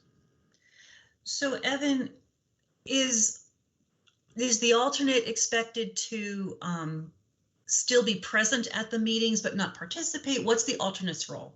Just in case the person who is designated isn't available. Okay. Again, we're trying to keep this to 2 meetings, but they are in December and they come up quick. Yeah. So it was a balance of when we could do it and how quick we could do it and who's available as well. Okay. Pat, I saw your hand up. Oh yeah, sorry. I was actually going to volunteer because honestly, it's a subject that is not just interested me, but one that I've explored and worked a lot with in EWSD, with Voices for Education and groups that I've had there. But I think I probably jumped the gun, which is why I put my hand down, because we weren't to the volunteer phase yet. So continue the discussion, but I will volunteer. Okay, you volunteering to be our representative to the board. And Evan, are we voting? We're voting on this, I'm assuming. Yes. Okay, so I guess we should get like a full slate. And so an alternate? I volunteer. Okay. I'll jump the gun too. Okay. All right, so we have a slate of Pat and Vince. Does anybody else want to volunteer? Do we want to make sure that everybody's, willing to put Pat and Vince forward? Are we okay with that? Okay. Okay, good thumbs up there. I apologize if anyone else was going. I didn't want to steal anyone's thunder or anything. No, it's again. No, I appreciate your jumping up, because that means you're really interested in doing it, and that's what we want, is somebody who's really committed to this work and to bring it back to us to help us remain connected to it and to do the work we need to do when it's time for us to step in. So thank you, Pat, and thank you, Vince. Would anybody like to make a motion to approve Pat as the member of the board of the commission and Vince as the alternate? Andy, go ahead. I move that the select board appoint Pat to be the primary board member and Vince as the alternate to the planning team for racial equity, policing, and safety in Essex. Second. Thank you, Andy. Thank you, John. Any further discussion? All those in favor, please say aye. Aye. Aye. Opposed? Okay. Thank you. Thank you, Evan and Greg, for keeping this work moving forward. We really appreciate it. Okay, at the beginning of the meeting, we altered the agenda to bring the minutes of November 2nd out as a business item 5E. Dawn, what did you want to change? I find it here now. Line 97, where it says bond debt, it should read transfer exception should be in A, not in part B. Okay. And then, Kathy, does that make? tell me when you're ready. And then, I'm sorry. Yes, that makes sense. And the change was recorded in the new draft. So that's very clear. Thank you, Dawn. And then on line 114, they asked that sections 104C, D, and E remain in force permanently, is what the statement was made. Okay. Thank you. You're welcome. Thank you. Thank you, Dawn. Andy, what were your edits to these minutes? Yeah, just one very short one. Line 56 says that I asked to change hired to appointed. It's actually the other way around. We went from appointed to hired. So swap the order of those two. Thank you, Andy. And that's it. Okay. With those amendments, would somebody like to move to approve the November 2nd minutes? I move we approve the November 2nd minutes. I'll second with it. Amendments. As amended, okay. Sorry, Vince, I'll second it. It's all right. Any further discussion?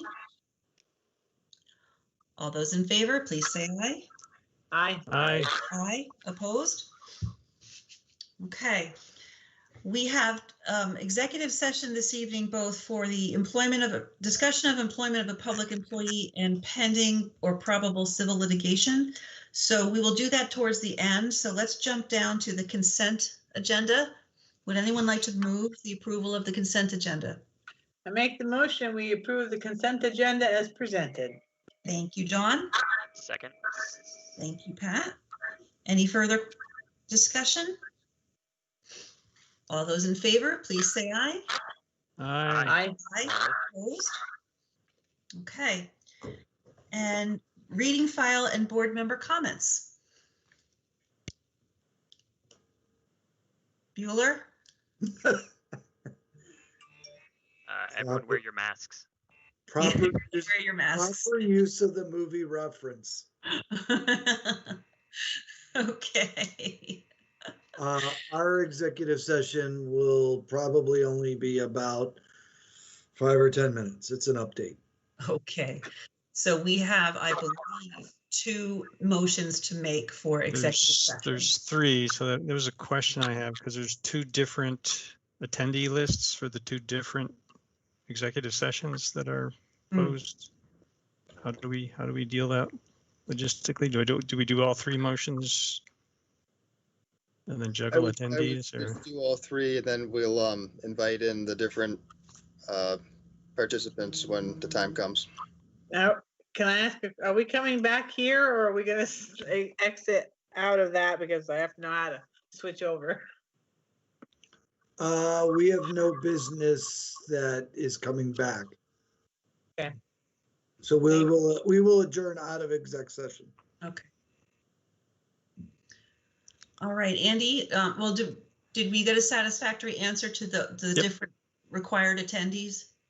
Yep. I move that the select board enter into executive session to discuss the employment of a public employee in accordance with 1 VSA section 313A3 and to include the unified manager, deputy manager, police chief, human resources director, and town attorney.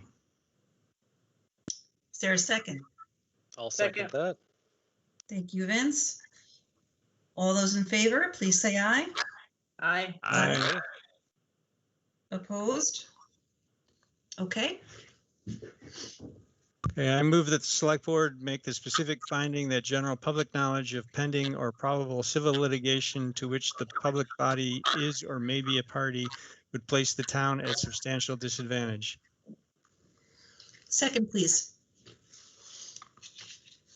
Second. Thank you, Don. All those in favor? Aye. Aye. Opposed? Okay, one more. I move that the select board enter into executive session to discuss pending or probable civil litigation to which the public body is or may be a party pursuant to 1 VSA 313A1E to include the unified manager, deputy manager, fire chief, HR director, and town attorney. Thank you. Is there a second? Second.